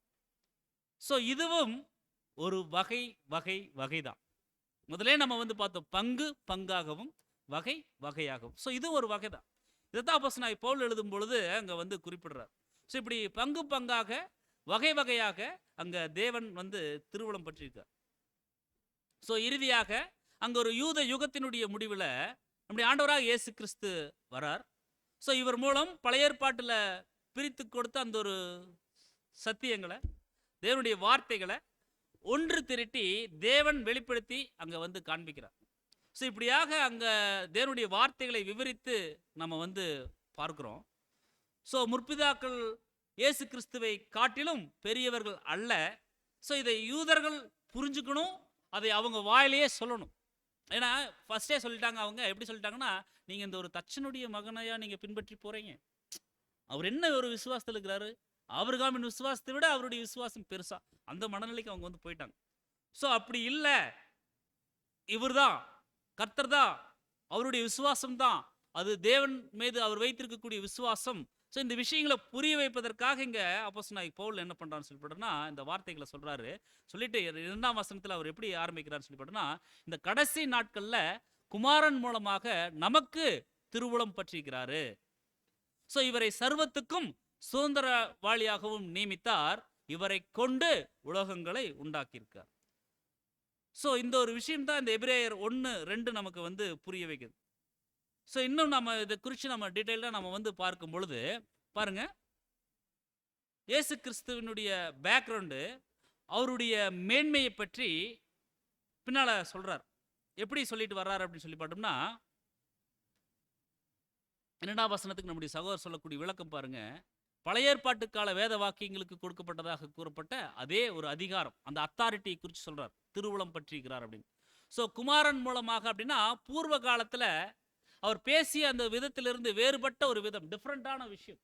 ஸோ நம்முடைய கர்த்தராகிய இயேசுவும் அவருடைய சாட்சிகளும் மாபெரும் தெய்வீக திட்டத்தை முன்னெடுத்து சென்றிருக்கக்கூடிய காரியங்களை அங்கே வந்து சொல்றாரு. அப்போஸ்தலரை ஏற்றுக்கொள்கிறவன் தன்னை ஏற்றுக்கொள்கிறான் என்று குமாரன் அறிவிக்கிறார். ஸோ தேவன் தம்முடைய குமாரன் மற்றும் அப்போஸ்தலர் வாயிலாக நம்ம கிட்ட பேசினதுக்கு அப்புறம் தம்முடைய வெளிப்பாட்டின் பரிசுத்த எழுத்துக்களை அவர் என்ன பண்றாருன்னா நிறைவு செய்கிறார். ஸோ தேவன் குமாரனை சர்வத்துக்கும் சுதந்திர வழியாகவும் அவர் வந்து நியமிக்கப்பட்டார். ஸோ அப்படின்னா வாக்களிக்கப்பட்ட ஒரு இவர் தான். ஸோ மனிதனாகிய இயேசு அல்லாமல் மாறாக புதிய சிருஷ்டியாக, ஸோ இயேசு தான் சர்வத்துக்கும் சுதந்திரவாளியாகவும் இருக்கிறார். ஸோ சர்வத்துக்கும் சுதந்திரவாளியாக இருக்கக்கூடிய அவர் நித்தியத்திற்கும் பிதாவின் பிரதிநிதியாகவும் இருக்கிறார்னு சொல்லி நம்ம வந்து பார்க்குறோம். ஸோ அவர் தேவ வார்த்தையின் அனைத்து கிருபையான வாக்கு தத்துவத்திற்கும் கிறிஸ்து சுதந்திரவாளி.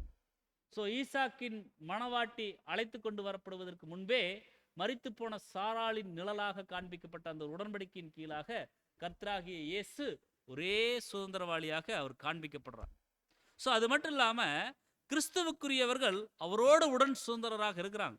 ஸோ எல்லா மனுஷரும் குமாரனுக்கு கனம் கொடுக்கணும், ஆனால் பிதாவிற்கு இணையாக இல்லாமல் மாறாக பிதாவின் நேரடி பிரதிநிதியாக அவருக்கு கனம் கொடுக்கணும். பிதாவுக்கு ஈக்குவலா இல்லாமல் அங்கே சொல்றாரு பாருங்க, பிதாவிற்கு இணையாக இல்லாமல் மாறாக பிதாவின் நேரடி பிரதிநிதியாக அவருக்கு கனம் கொடுக்கணும். அதான் நம்ம வந்து சங்கீதக்காரன் சொல்லும் பொழுது, நான் விழிக்கும் போது உமது சாயலால் திருப்தியாவேன்.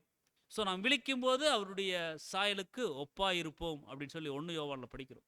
ஸோ 1000 ஆண்டு யுகத்தை தாண்டியும் இருக்கக்கூடிய மாபெரும் கிரியைகளும் இந்த சத்தியத்தில், இந்த வசனத்தில் அது அடங்கியிருக்குதுன்னு சொல்லி நம்ம வந்து பார்க்கணும். ஸோ இவரை கொண்டு தான், குமாரனை கொண்டு தான் அப்படின்னா அவருடைய சுவாப மாற்றத்திற்கு முன்பாக உலகங்களையும் அப்படின்னா அந்த அந்த வசனத்தில் வரக்கூடிய அந்த உலகங்கள் அப்படிங்கிறது அதனுடைய கிரீக் வேர்டு அயோனியோஸ் அப்படிங்கிற ஒரு வார்த்தையை வந்து கொடுக்குறாங்க. ஸோ அப்படின்னா அது யுகங்கள் என்று அர்த்தப்படுத்தக்கூடிய ஒரு வார்த்தையாக இருக்குது அப்படிங்கிறதையும் நம்ம வந்து பார்க்குறோம்.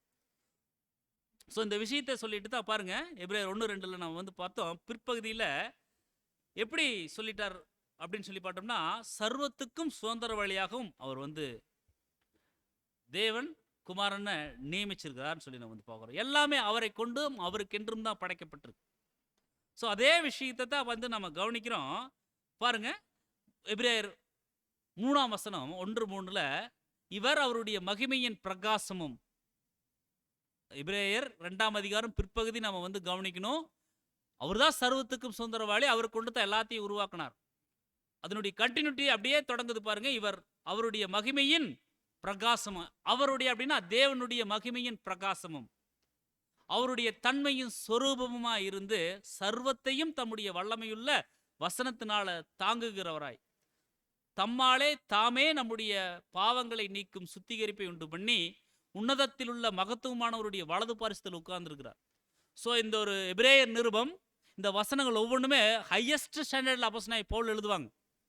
அந்த வார்த்தைகள், அந்த வசனங்களை நம்ம புரிந்து கொள்வது ரொம்ப சிரமமாக இருக்கும். ஏன்னா எபிரேயருக்கு எழுதுகிற நிருபத்தில் நிறைய பழைய ஏற்பாட்டு முறைமைகளை குறித்து அவர் வந்து சொல்லுவார். ஸோ ரொம்ப ஹையஸ்ட் ஸ்டாண்டர்ட் எழுதுவார். அன்புக்குரிய சகோதரர் சொல்ல ரொம்ப கவனமாக நம்ம வந்து கவனிக்கணும் ஒவ்வொரு வார்த்தைகளும். ஸோ சொல்கிறார் பாருங்க, அந்த 2ஆம் வசனத்தினுடைய பிற்பகுதி மற்றும் இந்த ஒரு 3ஆம் வசனத்தை நம்ம வந்து கவனிக்கிறோம். ஸோ இவரை வந்து சர்வத்துக்கும் சுதந்திர வழியாகவும் நியமிக்கிறாரு. இவரை கொண்டு உலகங்களை உண்டாக்குறாரு. இவர் தேவனுடைய மகிமையின் பிரகாசமாக இருக்கிறாரு. அது மட்டும் இல்லாமல் இவர் அவருடைய தன்மையின் சொரூபமாகவும் அங்கே வந்து இருக்கிறார் அப்படிங்கிறதையும் அங்கே வந்து புரிய வைக்கிறாரு. சர்வத்தையும் தம்முடைய வல்லமையுள்ள வசனத்தினால தாங்கக்கூடியவராகவும் இருக்கிறார் அப்படிங்கிறதையும் அங்கே வந்து புரிய வைக்கிறாரு. ஸோ தம்மாலே தாமே நம்முடைய பாவங்களை நீக்கி சுத்திகரிப்பை உண்டு பண்ணிக்கிறாரு.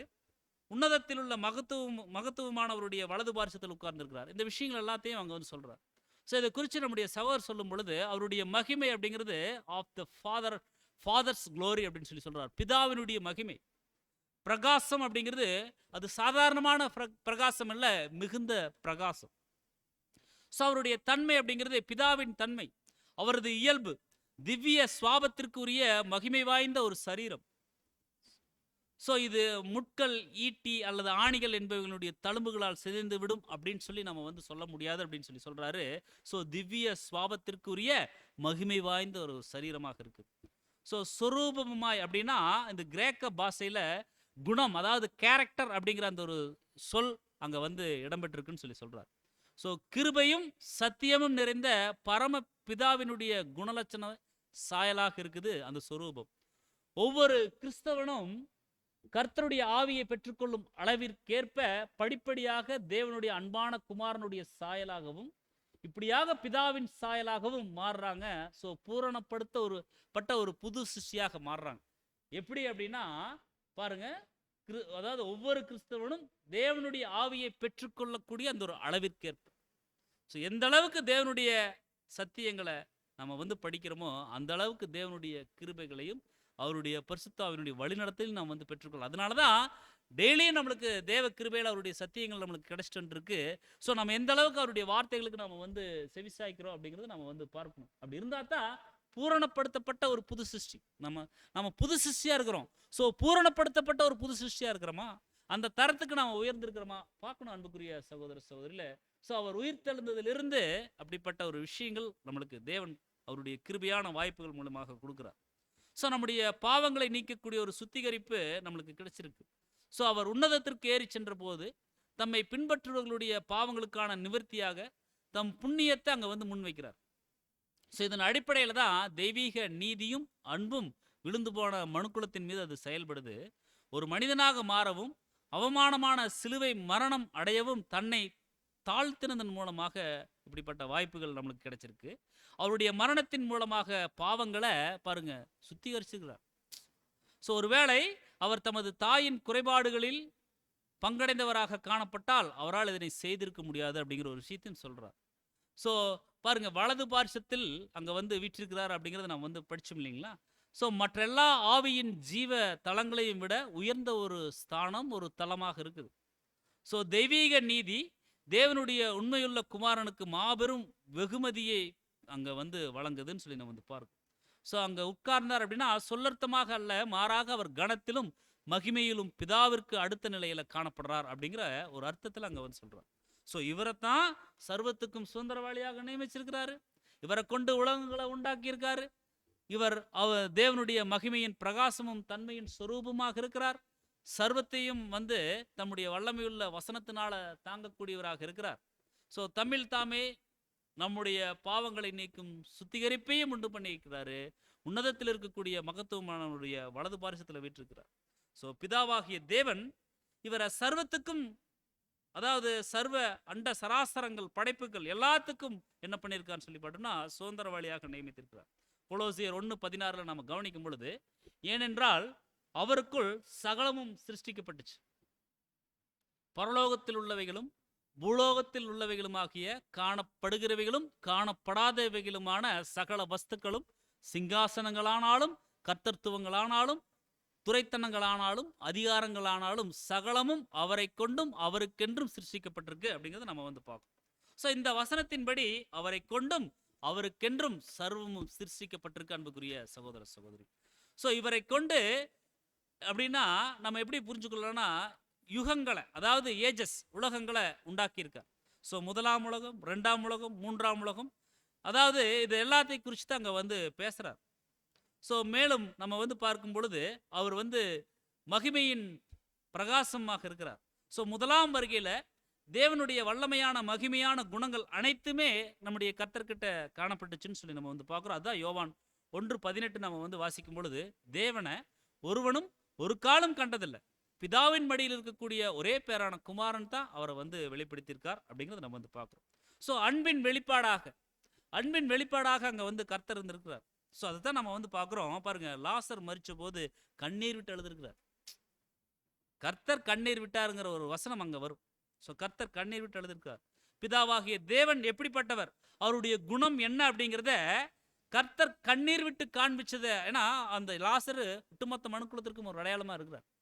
ஸோ அவர் மரிச்சதை பார்த்து இவர் அழுகிறார் அப்படின்னா, பிதாவாகிய தேவன் இப்படி ஒட்டுமொத்த மனுக்குலமும் பாவம் மரணத்திற்குள்ள கடந்து போகிறத பார்த்து அழுகிறார்.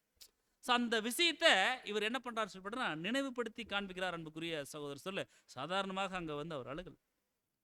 ஸோ மேலும் நம்ம கவனிக்கும் பொழுது யோவான் 14:9 அதற்கு இயேசு, பிலிப்புவே, இவ்வளோ காலம் நீ உங்களுடனே, அதாவது நான் வந்து உங்களோட இருந்தும் நீ என்னை அறியலையா? என்னை கண்டவன் பிதாவை எங்களுக்கு பிதாவை பார்க்கணும் அப்படின்னு சொல்லும் பொழுது தான் சொல்கிறாரு, என்னை கண்டவன் பிதாவை கண்டான். அப்படி இருக்க பிதாவை எங்களுக்கு காண்பின்னு சொல்லி நீ எப்படி வந்து சொல்கிற அப்படின்னு சொல்லி சொல்கிறார். ஸோ பாருங்க, பிதாவாகிய தேவனுடைய குணலட்சணம் நம்மளுக்கு தெரியும்: அன்பு, வல்லமை, ஞானம், நீதி. ஸோ இதை வந்து பிதாவாகிய தேவன் அவருடைய குணலட்சணங்களாக வச்சிருந்தார். ஸோ அதே விஷயங்களை இங்கே கர்த்தர் அவர் வந்து காண்பிச்சிருக்கிறார். அன்பு காண்பிச்சார், அவருடைய வல்லமை எந்த இடங்களில் பயன்படுத்தினார், ஞானம் எந்த இடத்துல பயன்படுத்தணும் சொன்னார், நீதி எந்த இடத்துல பயன்படுத்தணும் அதை வந்து சரியாக செய்துட்டார் அன்புக்குரிய சகோதரர். சொல்ல அப்படித்தான் இருந்துட்டார். ஸோ மேலும் நம்ம கவனிக்கும் பொழுது அவர் தன்மையின் சொரூபமாக இருக்கிறார். அப்படின்னா அதாவது அச்சு அசல் போல பிதாவாகிய தேவன் எப்படி இருப்பாரோ அச்சு அசல் போல அவர் தன்மையின் சொரூபமாக இருக்கிறார். ஸோ பிதாவின் நிலை ஒரு ஆவிக்குரிய நிலை. ஸோ அப்படிப்பட்ட ஒரு நிலைக்குள்ளாக தானும் இருக்கிறாருன்னு சொல்லி நம்ம வந்து பார்க்குறோம். அதுதான் யோவான் 5:26 கவனிக்கிறோம் பாருங்க. ஏனெனில் பிதாவானவர் தம்மில் தாமே ஜீவனுடையவராய் இருக்கிறது போல குமாரனும் தம்மில் தாமே ஜீவனுடையவராய் இருக்கும்படி அருள் செஞ்சிருக்கிறார் அப்படின்னு சொல்லி நம்ம வந்து பார்க்கணும். மேலும் 2 தீமோத்தேயு 1:10 நம்முடைய கர்த்தராக இயேசு கிறிஸ்து பிரசன்னமானதுனால அந்த கிருபை இப்பொழுது வெளிப்படுத்தப்பட்டுச்சு. அவர் மரணத்தை பரிகரித்து ஜீவனையும் அழியாமையும் சுவிசேஷத்தினால அவர் என்ன பண்ணியிருக்காருன்னு சொல்லிட்டு நான் வெளியரங்கமாக்கி இருக்கிறாரு. ஸோ அந்த அழியாமை அந்த ஒரு விஷயத்தை நம்ம வந்து பார்க்குறோம். ஸோ இந்த மாதிரி காரியங்களை தான் அப்போஸ்தலனாகிய பவுல் கிறிஸ்துவை பற்றி அங்கே வந்து பேசுகிறார். ஸோ மேலும் தேவனுடைய வல்லமை, அதாவது கிறிஸ்துவின் வல்லமை, ஏன்னா பிதாக்கிட்ட இருக்கக்கூடிய ஒரு சுவாபம் அங்கே கர்த்தர்கிட்ட இருந்துச்சு, அதை குறித்து தான் சொல்லிட்டு வர்றார். ஸோ அந்த வல்லமையை குறித்து படிக்கும் பொழுது தேவன் தன்னை கொண்டு படைத்த அனைத்தையுமே எல்லா சர்வ சிருஷ்டிகளையும் பாதுகாத்து அதை வந்து சரியான விதத்தில் வழிநடத்தி, ஸோ எல்லாமே போஷிச்சு அதனுடைய வேலைகளை சரிவர நடத்தி வரக்கூடிய எல்லா விஷயங்களையும் அங்கே வந்து கர்த்தர் வந்து சரியாக செய்கிறார். ஸோ 7ஆம் நாளில் பிதாவே சகலத்திலும் சகலமாக இருப்பதற்கு அவருக்கு ராஜ்யத்தை ஒப்பு கொடுத்து அவருக்கு கீழ்ப்பட்டிருப்பார். ஸோ அப்படித்தான் நம்ம வந்து படிச்சிருக்கிறோம். அதான் 1 கொரிந்தியர் 15:28 சகலமும் அவருக்கு கீழ்ப்பட்டிருக்கும் பொழுது, ஸோ தேவனே சகலத்திலும் சகலமாய் இருப்பதற்கு குமாரன் தாமும் தமக்கு சகலத்தையும் கீழ்ப்படுத்தினவருக்கு கீழ்ப்பட்டிருப்பார் அப்படிங்கிறது அங்கே வந்து சொல்கிறார். ஸோ தேவன் தன்னை கொண்டு படைத்த எல்லா விஷயங்களையும், எல்லா சர்வ சிருஷ்டிகளையும் பாதுகாத்து வழிநடத்தி, ஸோ எல்லாத்தையும் 7ஆம் நாளில் பிதா கிட்ட ஒப்படைப்பார்னு சொல்லி நம்ம வந்து பார்ப்போம். ஸோ இன்னும் நாம் கவனிக்கும் பொழுது மிருக ஜீவன்கள் எல்லாமே இவர் தரக்கூடிய, கர்த்தர் தரக்கூடிய ஆகாரத்திற்காக காத்திருக்கக்கூடிய சூழ்நிலையும் நம்ம வந்து படிக்கிறோம். 104ஆம் சங்கீதம் 27 29 வரைக்கும். ஏற்ற வேளையில் ஆகாரத்தை தருவீர் என்று அவைகளெல்லாம் உம்மை நோக்கி காத்திருக்குது. நீர் கொடுக்க அவைகள் வாங்கிக் கொள்ளும். நீர் உம்முடைய கையை திறக்க அவைகள் நன்மையால் திருப்தியாகும். நீர் உமது முகத்தை மறைக்க திகைக்கும். நீர் அவைகளின் சுவாசத்தை வாங்கிக் கொள்ள அவைகள் மாண்டு தங்கள் மண்ணுக்கு திரும்பும் அப்படின்னு சொல்லி சொல்றார். இந்த வசனத்துல அன்புக்குரிய சகோதர சகோதரர்களே, தேவனுடைய பொக்கிஷமான சத்தியம் இந்த வசனத்துல நிறைஞ்சிருக்கு. இது சாதாரணமா படிக்கும் பொழுது அன்புக்குரிய சகோதர இது ஒரு 104ஆம் சங்கீதத்தில் வரக்கூடிய ஒரு வசனம் நம்ம நினைக்கிறோம். ஆனா இந்த 3 வசனத்துல தேவனுடைய தெய்வீக திட்டமே அது அடங்கியிருக்கு. ஸோ அது ஒரு தனியான ஒரு பாடம் தான். ஸோ பாருங்க, இந்த ஒரு மிருக ஜீவன்கள் இதெல்லாமே எப்படி இருக்கு அப்படின்னு சொல்லி பார்த்தோன்னா, எல்லாமே நீர் கொடுக்க அவைகள் வாங்கிக் கொள்ளும். ஏன் கொடுக்கலனால கேட்காது, நீங்க கொடுத்தா வாங்கிக்கும். நீர் உம்முடைய கையை திறக்க அவைகள் நன்மையால் அவருக்கு தேவன் கர்த்தர் கையை திறந்தாங்கன்னா அந்த நன்மையினால் அது திருப்தி அடைஞ்சிடும். அதே போல அவருடைய முகத்தை மறைக்க திகைக்கும், பயம். நீர் அவைகளின் சுவாசத்தை வாங்கிக்கொள்ள அவைகள் மாண்டு போகும், தங்கள் மண்ணுக்கு திரும்பும். இப்படித்தான் மனிதனுடைய ஒரு விஷயங்களும் அங்கே வந்து பார்க்கப்படுது அன்புக்குரிய சகோதர சகோதரர். ஸோ அந்த காரியங்களை தான் அங்கே வந்து சொல்கிறார். மேலும் கொலோசியர் 1:17 அவர் எல்லாவற்றிற்கும் முந்தினவர், எல்லாம் அவருக்குள் நிலை நிற்கிறது. ஸோ இங்கே எல்லாம் அப்படிங்கிறது பூமியின் சர்வ சிருஷ்டியையும் கர்த்தர் இயேசு தாங்கி கொண்டிருக்கிறார் அப்படிங்கிற ஒரு விஷயத்தை புரிய வைக்கிறார். ஸோ இவ்வளோ பெரிய ஒரு கணத்தை பிதாவாகிய தேவன் தன்னுடைய ஒரே பேரான குமாரனுக்கு கொடுக்கறத சொல்லிட்டு, இப்படிப்பட்டவர், இப்படி எல்லாத்துக்கும் சுதந்திரவாளியாக இருக்கக்கூடியவர் அடுத்து என்ன செய்யணும் அப்படின்னா பூமிக்கு வரணும். வந்து என்ன செய்யணும் அப்படிங்கிறது தான் பாருங்க. அடுத்து தம்மில் தாமே அப்படின்னு சொல்லி நம்ம வந்து படித்தோம். தம்மில் தாமே அப்படிங்கிற ஒரு விஷயத்தை நம்ம வந்து படித்தோம். அது தம்மில் தாமே நம்முடைய பாவங்களை நீக்கும் சுத்திகரிப்பை உண்டு பண்ணியிருக்கார் அப்படின்னு நம்ம வந்து படித்தோம். ஸோ இயேசு கிறிஸ்து தானாக முன் வந்து தன்னை பாவ நிவாரண பலியாக ஒப்பு கொடுத்த ஒரு விஷயத்த இந்த ஒரு வார்த்தை நம்மளுக்கு வந்து புரிய வைக்குது. அதுதான் அப்போஸ்தலனாகிய பவுல் புரிய வைக்கிறார். ஈடு பலியினுடைய புண்ணியத்தை புரிய வைக்கிறார். ஸோ இதை செஞ்சுட்டு இப்போ எங்கே இருக்கிறார் அப்படின்னு சொல்லி பார்த்தோன்னா, அதே விஷயத்தில் உன்னதத்தில் உள்ள மகத்துவமானவருடைய வலது பாரிசத்தில் உட்கார்ந்துருக்கிறார் அப்படின்னு சொல்லி சொல்கிறார். ஸோ இப்போ வலது பாரிசத்தில் போய் உட்கார்ந்துருக்கிறார். ஸோ பிதாவாகிய தேவன் தான் மகத்துவமானவர். ஸோ இவருடைய வலது பக்கத்தில் உட்கார்ந்து அவர் வந்து ஆட்சி செய்கிறார் அப்படிங்கிறத நம்ம வந்து பார்க்குறோம். அப்படிப்பட்ட கணத்தை அவர் வந்து பெற்றுக்கொண்டிருக்கிறார். இந்த வலது பாரிசத்தில் உட்கார்ந்துருக்கிறார் அப்படிங்கிற ஒரு விஷயத்தை நம்ம படிக்கும் பொழுதே நம்மளுக்கு இன்னொரு வசனம் ஞாபகம் வரணும். 110ஆம் சங்கீதம் 1ஆம் வசனம். கர்த்தரின் ஆண்டவரை நோக்கி, நான் உம்முடைய சத்துருக்களை உமக்கு பாதப்படியாக்கும் போடும் வரைக்கும் நீர் என்னுடைய வலது பாரிசத்தில் உட்காரும். ஸோ சிட் தோ அட் மை ரைட் ஹேண்ட் அப்படின்னு சொல்லி சொல்கிறார். கவனிக்கலாம் பாருங்க. அதாவது ரைட் ஹேண்ட் அப்படின்னு சொல்லி சொல்கிறார் அப்படின்னா, நம்ம அந்த வார்த்தைக்கு நம்ம கொஞ்சம் முக்கியத்துவம் கொடுக்கணும். ஏன்னா ரைட் ஹேண்ட் அப்படிங்கிறது ஈடுபலியை பிதா அங்கீகரித்ததற்கான ஒரு அத்தாட்சி தான் அந்த வலது பாரிசத்தில் உட்கார்றது. கர்த்தருடைய ஈடுபலியை சர்வ வல்லமையுள்ள பிதாவாகிய தேவன் அங்கீகரித்ததை ஒரு அத்தாட்சி அங்கே என்ன பண்ணுதுன்னு சொல்லி போட்டோம்னா கொடுக்கக்கூடியதாக இருக்குது. ஸோ இதைத்தான் நம்ம வந்து புரிந்து கொள்ளணும். அதே போல் அன்புக்குரிய சகோதர சகோதரில் தேவன் கர்த்தருடைய வாழ்க்கை முறையை அங்கே வந்து அக்செப்ட் பண்ணிட்டார். ஸோ அதுதான் அடையாளம். ஸோ இடது பக்கம் அப்படிங்கிறது ஏற்றுக்கொள்ளாததற்கு ஒரு அடையாளமாக இருக்குது. அதே போல் அன்புக்குரிய சகோதர சகோதரில் வலது பாரிசத்தில் உட்கார்றது அப்படிங்கிறது தேவன் ஏற்றுக்கொள்ளக்கூடிய ஒரு விஷயமாக இருக்குது. ஸோ பூமிக்கு வந்தது அதாவது கர்த்தர் பூமிக்கு வந்தது, ஈடுபலி கொடுத்தது. ஸோ பிதாவாகிய தேவன் அங்கீகரிச்சது. இதெல்லாமே ஒரு சாட்சியாக இருக்குது. அதுக்கு தான் என்ன பண்ணியிருக்கான்னு சொல்லி பார்த்தோம்னா, இங்கே நம்ம வசனத்தில் படித்தோம், நான் உம்முடைய சத்துருக்களை உமது பாதப்படியாக்கி போடும் வரைக்கும் நீர் என்னுடைய வலது பார்சத்தில் உட்காரும். ஸோ இதுவும் ஒரு தனியான ஒரு பாடம் தான், 110ஆம் சங்கீதம். ஸோ தேவனுடைய ராஜ்யம் குறித்ததான ஒரு பாடம்.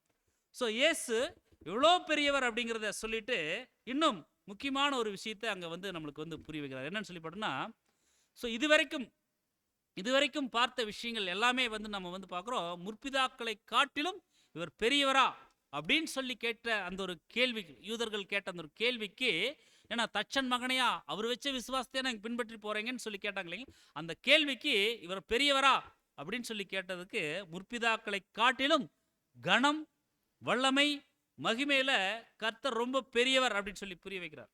ஸோ அடுத்தது, இந்த முற்பிதாக்களுக்கு தேவனுடைய செய்திகளை, தேவனுடைய வார்த்தைகளை, தேவனுடைய தரிசனங்களை, தேவனுடைய காட்சிகளை கொடுத்த தூதர்களை காட்டிலும் கர்த்தர் விசேஷித்த ஒரு நாமத்தை உடையவரா, அதாவது தூதர்களை காட்டிலும் பெரியவரா அப்படிங்கிறத அடுத்த வசனத்தில் சொல்றார்.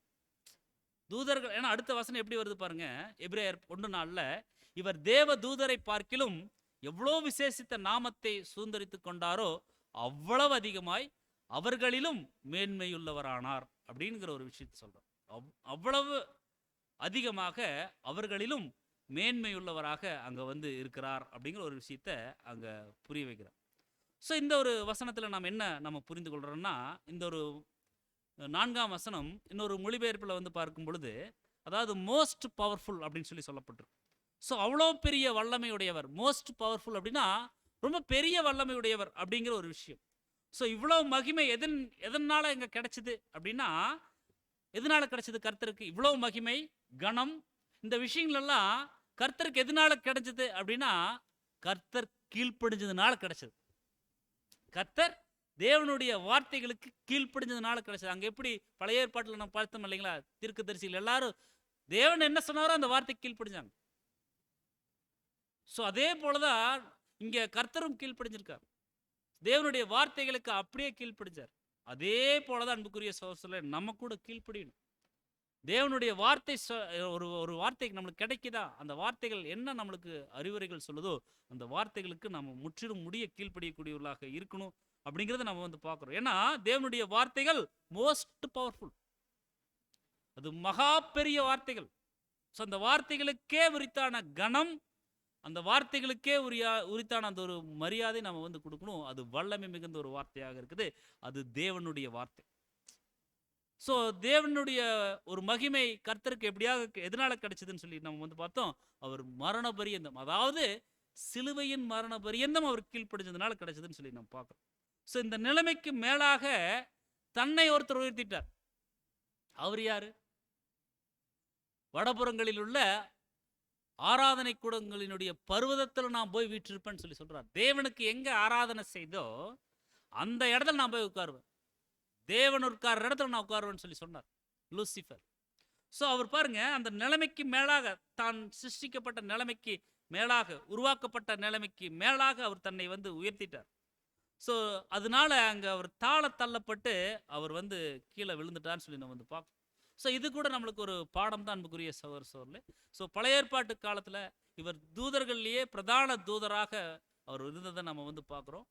ஆனாலும் மரித்து உயிர்த்தெழுந்ததுக்கு அப்புறம் இந்த பிரதான தூதன் அப்படிங்கிற ஒரு நிலையை கடந்து அதைவிட மேலான நிலைமைக்கு அவர் வந்து உயர்த்தப்பட்டுட்டார். ஸோ அதைத்தான் அங்கே அப்போஸ்தலனாகிய பவுல் வந்து குறிப்பிட்டார். ஸோ இதை கூட அன்னைக்கு இருந்த அந்த யூதர்கள் வந்து நிச்சயமாக அங்கே வந்து மறுத்திருக்கிறாங்க. ஸோ இதை விளக்குவதற்காகத்தான் அடுத்த வசனம் கூட சொல்றாரு பாருங்க, 5-14 வரைக்கும் பேசுவார். ஸோ இன்றைய தினத்தில் 5ஆம் வசனம் நம்ம வந்து கவனிக்கும் போது, 5ஆம் வசனம் எபிரேயருக்கு எழுதின நிருபம் 1:5, எப்படி எனில் நீர் என்னுடைய குமாரன், இன்று நான் உம்மை ஜெனிப்பித்தேன் என்றும் நான் அவருக்கு பிதாவாய் இருப்பேன், அவர் எனக்கு குமாரனாய் இருப்பார் என்றும் அவர் தூதர்களில் யாருக்காவது எப்போதாகலும் சொல்லியிருக்காரா? இப்போதான் சொல்லியிருக்காரா? அதான் சொல்றார். ஸோ யூதர்கள் பழைய ஏற்பாட்டு வசனங்கள்ல நல்லா பழக்கமாக இருக்கிறாங்க. ஸோ அதை வந்து இங்கே வந்து கொஞ்சம் கோடிட்டு காமிச்சிங்க அப்போஸ்தலனாகிய பவுல் வந்து பேசுறாங்க. ஸோ 4ஆம் வசனத்தில் தேவ தூதர்களை காட்டிலும் விசேஷித்த நாமம் அப்படிங்கிறது என்ன ஒரு நாமமாக இருந்துச்சுன்னு சொல்லி நம்ம வந்து பார்க்குறோம் அப்படின்னா, அது பிதாவின் குமாரன் அப்படிங்கிறது தான் அந்த நாமம். பிதாவின் குமாரன் அப்படிங்கிறது தான் அந்த மேன்மையான ஒரு நாமமாக இருக்குது. மேலும் அங்க தேவ தூதர்களை பார்க்கிலும் அப்படிங்கிறது கூட, அதாவது மற்ற ஆவிக்குரிய அந்த ஒரு ஜீவிகள். ஸோ எல்லா துரைத்தனத்திற்கும் அதிகாரத்திற்கும் மேலாக அங்க வந்து உயர்த்தி இருக்கிறார். ஸோ அதை வந்து உரிமை பேராக பெற்றிருக்கிறார். அன்புக்குரிய சகோதர சோர்ல அதைத்தான் அங்க வந்து புரிய வைக்கிறார். ஸோ மேலும் நம்ம வந்து கவனிக்கும் பொழுது அந்த 4ஆம் வசனத்துல தேவ தூதர்களை காட்டிலும் அவர் வந்து ரொம்ப மேன்மையுள்ளவராக இருந்திருக்கிறார். ஸோ எல்லாவற்றுக்கும் மேலாக இருக்கிறது அப்படிங்கிறது திவ்ய சுவாபம். அதாவது தூதர் சுவாபத்தை காட்டிலும் மேலான ஒரு சுவாபம். ஸோ இயேசு தம்முடைய உயிர்த்தெழுதல்ல தேவ தூதரை விடவும் மேன்மையுள்ளவராக அவர் வந்து ஆக்கப்பட்டிருக்கிறார். மேன்மையுள்ளவராக அவர் மாறுகிறார். உலக தோற்றத்திற்கு முன்பாக பிதா கிட்ட தாம் பெற்றிருந்த அருமையான மகிமையை பார்க்கிலும் மிக உயரிய மகிமையும் கனமும் உடையவராக அவர் வந்து மாறியிருக்கார். அப்படின்னா அவர் வாழ்ந்த ஒரு வாழ்க்கை தான். அவர் தேவனுடைய வார்த்தைக்கு கீழ்ப்படிந்த அந்த ஒரு விஷயம் தான் அன்புக்குரிய சகோதரர்ல அவருக்கு அப்படிப்பட்ட ஒரு மேன்மையை கொடுத்துருக்கு அப்படிங்கிறத நம்ம வந்து பார்க்குறோம். அந்த மேன்மை தான் நம்ம வந்து பார்க்குறோம், பிதாவின் குமாரன். ஸோ பிதாவின் குமாரன், ஏன்னா நீர் எப்படி எனில் நீர் என்னுடைய குமாரன், இன்று நான் உண்மை ஜெனிப்பித்தேன் என்றும். நான் தான் அவருக்கு பிதாவா இருப்பேன். ஸோ அவர் எனக்கு குமாரராக இருப்பார். ஸோ இப்படி தூதரில் யாருக்காவது சொல்லியிருக்காரா? நம்ம படிச்சிருக்கிறோமா? ஸோ அதுதான் நம்முடைய சகோதரர் சொல்றாரு, என்னுடைய குமாரன் அப்படின்னா மை ஸ்பெஷல் சன், என்னுடைய விசேஷித்த குமாரன், உம்மை ஜெனிப்பித்தேன். கிரீக்ல ஹெனாவ் அப்படிங்கிற ஒரு வார்த்தை வந்து கொடுக்குறாங்க. ஸோ தேவனோடு தொடர்புடையதாக வரும்போது அது எப்பொழுதுமே ஜெனிப்பிக்கப்பட்டது அல்லது ஜெனிப்பிக்கப்படுதல் அப்படின்னு தான் அது வந்து சொல்லப்படணும். அதாவது பிறந்தது. ஸோ இயேசுவின் ஜீவன் நேரடியாக பரலோகத்திலிருந்து வந்த ஒன்று. கவனிக்கலாம் பாருங்க, இயேசுவின் ஜீவன் அப்படிங்கிறது நேரடியாக பரலோகத்திலிருந்து வந்த ஒன்று. பிதாவின் ஒரே நேரடியான சிருஷ்டிப்பு கர்த்தர் தான். ஸோ தேவனுடைய சிருஷ்டிக்கு ஆதியா இருக்கிறார், அவர் தான் ஸ்டார்டிங். ஸோ நான் அல்பாவும் ஒமேகாவும் ஆதியும் அந்தமும் முந்தினவரும் பிந்தினவருமா இருக்க. இதுவும் ஒரு பாடம் தான், தனியான ஒரு பாடம். நான் ஆதியும் அந்தமுமா இருக்கிறேன், அல்பாவும் ஒமேகாவுமா இருக்கிறேன். அப்போ அப்படித்தான் இருக்கிறேன் அப்படின்னு சொல்லி அங்க வந்து சொல்றார் அன்புக்குரிய சகோதர சோதரன். ஸோ அது சொல்லிட்டு மேலும் நம்ம வந்து கவனிக்கும் பொழுது அடுத்த ஸோ தூதர்களில் யாருக்காவது, தூதர்கள் எவருக்கும் இப்பேற்பட்ட ஒரு செய்தி அங்க வந்து கொடுக்கப்படலை. அவர் சொல்லியிருக்காரு அப்படின்னா, அதாவது தேவன் இப்படியெல்லாம் சொல்லியிருக்காருன்னா இல்லை. ஸோ அதைத்தான் அங்க வந்து புரிய வைக்கிறார். அவர் வந்து மேன்மையுள்ளவர். எப்படின்னா எல்லா தூதர்களும் தேவனுடைய புத்திரர்கள் தான், ஆனா குமாரன் அப்படிங்கிறது இயேசுவுக்கு மட்டும்தான் பொருந்தும். எல்லாரும் தேவனுடைய புத்திரர்கள் தான், ஆனா குமாரன் அப்படிங்கிற ஒரு வார்த்தை வந்து யாருக்கு தான் பொருந்தும்னா இயேசுவுக்கு தான் பொருந்தும். அதே ஒரு விஷயம் தான் பாருங்க தேவ கிருபையில நமக்கு கூட கொடுத்துருக்கு. ஸோ நமக்கு தேவ கிருபையில நம்ம பெற்றுக்கொண்டிருக்கிற யாக்கோபு 1:18 படிக்கிறோம் இல்லைங்களா? ஸோ அவர் சத்திய வசனத்தினால நம்மளையே ஜெனிப்பிச்சிருக்கிறார். அப்படித்தான் நம்ம வந்து படிக்கிறோம். ஏன்னா நீர் என்னுடைய குமாரன், இன்று நான் உன்னை ஜெனிப்பித்தேன். ஸோ நம்மளை கூட தேவன் எப்படித்தான் ஜெனிப்பிச்சிருக்காருன்னு சொல்லி பாடணும்னா சத்திய வசனங்கள் மூலியமாக ஜெனிப்பிச்சிருக்கிறார் அன்புக்குரிய சகோதர சகோதரர். ஸோ நம்ம வந்து மேலும் கவனிக்கும் பொழுது பழைய ஏற்பாட்டு வசனத்தை 2 இடங்கள்ல இருக்கக்கூடிய ஒரு விஷயத்தை அங்கே வந்து குறிப்பிடார். ஒன்று சங்கீதம் 2ஆம் சங்கீதம். இதில் மேசியாவை பற்றி அங்கே வந்து இருக்கக்கூடிய விஷயங்கள் இருக்கும். ஸோ அது யூதர்களுக்கு நல்லாவே அது வந்து புரிஞ்சிருக்கும். சங்கீதம் 2:7 தீர்மானத்தின் விவரம் சொல்லுவேன், கர்த்தர் என்னை நோக்கி நீர் என்னுடைய குமாரன், இன்று நான் உண்மை ஜெனிப்பித்தேன். பாருங்க, சங்கீதம் யூதர்களுக்கு தான் பேசிட்டு இருக்கிறாரு. பழைய ஏற்பாட்டில் சங்கீதத்தில் கர்த்தரை குறித்து சொன்னக்கூடிய விஷயத்த அங்கே அப்போஸ்தலனாகிய பவுல் எபிரேயருக்குள்ள சொல்லிட்டு வர்றார். இந்த வசனத்தை அங்கே கோடிட்டு காண்பிச்சு பேசுறார். ஸோ இதை மட்டும் அங்கே வந்து பேசுறாருன்னு சொல்லி பார்த்தோம்னா இன்னும் ஒரு சில விஷயங்கள் வந்து அங்கே வந்து சொல்றாரு. அப்போஸ்தலர் நடபடிகள் 13:32-33 நீர் என்னுடைய குமாரன், இன்று நான் உம்மை ஜெனிப்பித்தேன் என்று 2ஆம் சங்கீதத்தில் சொல்லியிருக்கிறபடியே இயேசுவை எழுப்பினதுனால தேவன் நம்முடைய பிதாக்களுக்கு அருளி செய்த வாக்குத்தத்தத்தை அவர்களுடைய பிள்ளைகளாகிய நமக்கு நிறைவேற்றுறாரு. ஸோ அப்படி நாங்களும் உங்களுக்கு சுவிசேஷமா அறிவிக்கிறோம் அப்படிங்கிற ஒரு விஷயத்தை சொல்றாரு. ஸோ இன்னொரு பழைய ஏற்பாட்டு வசனத்தையும் அங்கே வந்து சுட்டி காட்டுறாரு. 2 சாமுவேல் 7:14 நான் அவனுக்கு பிதாவாய் இருப்பேன், அவன் எனக்கு குமாரனாய் இருப்பான், அவன் அக்கிரமம் செய்தால் நான் அவனை மனுஷருடைய மிலாற்றினாலும் மனுபுத்திரருடைய அடிகடினாலும் தண்டிப்பேன் அப்படின்னு சொல்லி சொல்றார். ஸோ 2ஆம் சங்கீதத்தில் சொல்லப்பட்ட இன்று நான் உம்மை ஜெனிப்பித்தேன். ஸோ இன்று அப்படிங்கிறது எந்த ஒரு டைம் அப்படின்னா, பிறப்பு பொதுவாகவே நம்மளுக்கு தெரியும். பிறப்பு அப்படிங்கிறது அதாவது கரு உருவாகிறது, ஞானஸ்தானம், இப்படி இப்படி சொல்லிட்டாலும் சரியா இந்த ஒரு வார்த்தைக்கு அது வந்து பொருந்தும் அப்படின்னு சொல்லி பார்த்தோம்னா, உயிர்த்தெழுந்து புது சிருஷ்டிக்கு அந்த ஒரு நிலைக்கு வந்ததை தான் அது வந்து குறிக்கும், ஜெனிப்பித்தேன் அப்படின்னு சொல்லி சொல்றார். ஸோ இது வந்து யூதர்களுக்கு நல்லா புரிய வைக்கணும் அப்படிங்கிற ஒரு விஷயத்த அங்கே வந்து சொல்றார். ஸோ நம்ம ஏசையால நம்ம வந்து பார்த்தோம், அதாவது தேவனுடைய வார்த்தைகளை நம்ம வந்து படிக்கும் பொழுது அந்த தேவனுடைய வார்த்தைகள் இங்கே கொஞ்சம் அங்கே கொஞ்சம் தான் இருக்கும். பாருங்க, எபிரேயில படித்தோம், அங்கே எதை வந்து புரிய வைக்கிறதுக்காக அங்கே எபிரேயில பேசுறாருன்னு சொல்லி பார்த்தோம்னா, அங்கே சங்கீதங்கள்லையும் சாமுவேலின் புஸ்தகத்தில் இருக்கக்கூடிய விஷயத்த அங்கே வந்து சொல்றார். ஸோ இதே யூதர்களுக்கு அப்போஸ்தலனாகிய பவுல் அப்போஸ்தலர் நடபடிகள் 13லையும் அங்கே வந்து குறிப்பிட்டு சொல்றார். அதாவது இயேசு கிறிஸ்து உயிர்த்தெழுந்ததுக்கு அப்புறம் புது சிருஷ்டி அப்படிங்கிற அந்த ஒரு விஷயம் நிறைவேறிச்சு அப்படிங்கிறத ரொம்ப தெளிவா அங்க வந்து சொல்றார். ஸோ இதை மறந்துட்டீங்களா? மறந்துடாதீங்க சொல்றார். ஸோ அந்த ஒரு காரியங்களை அங்க வந்து சொல்றார். ஸோ 2 சாமுவேல் புஸ்தகத்தில் 7:14 நம்ம வந்து படிச்சோம் இல்லைங்களா?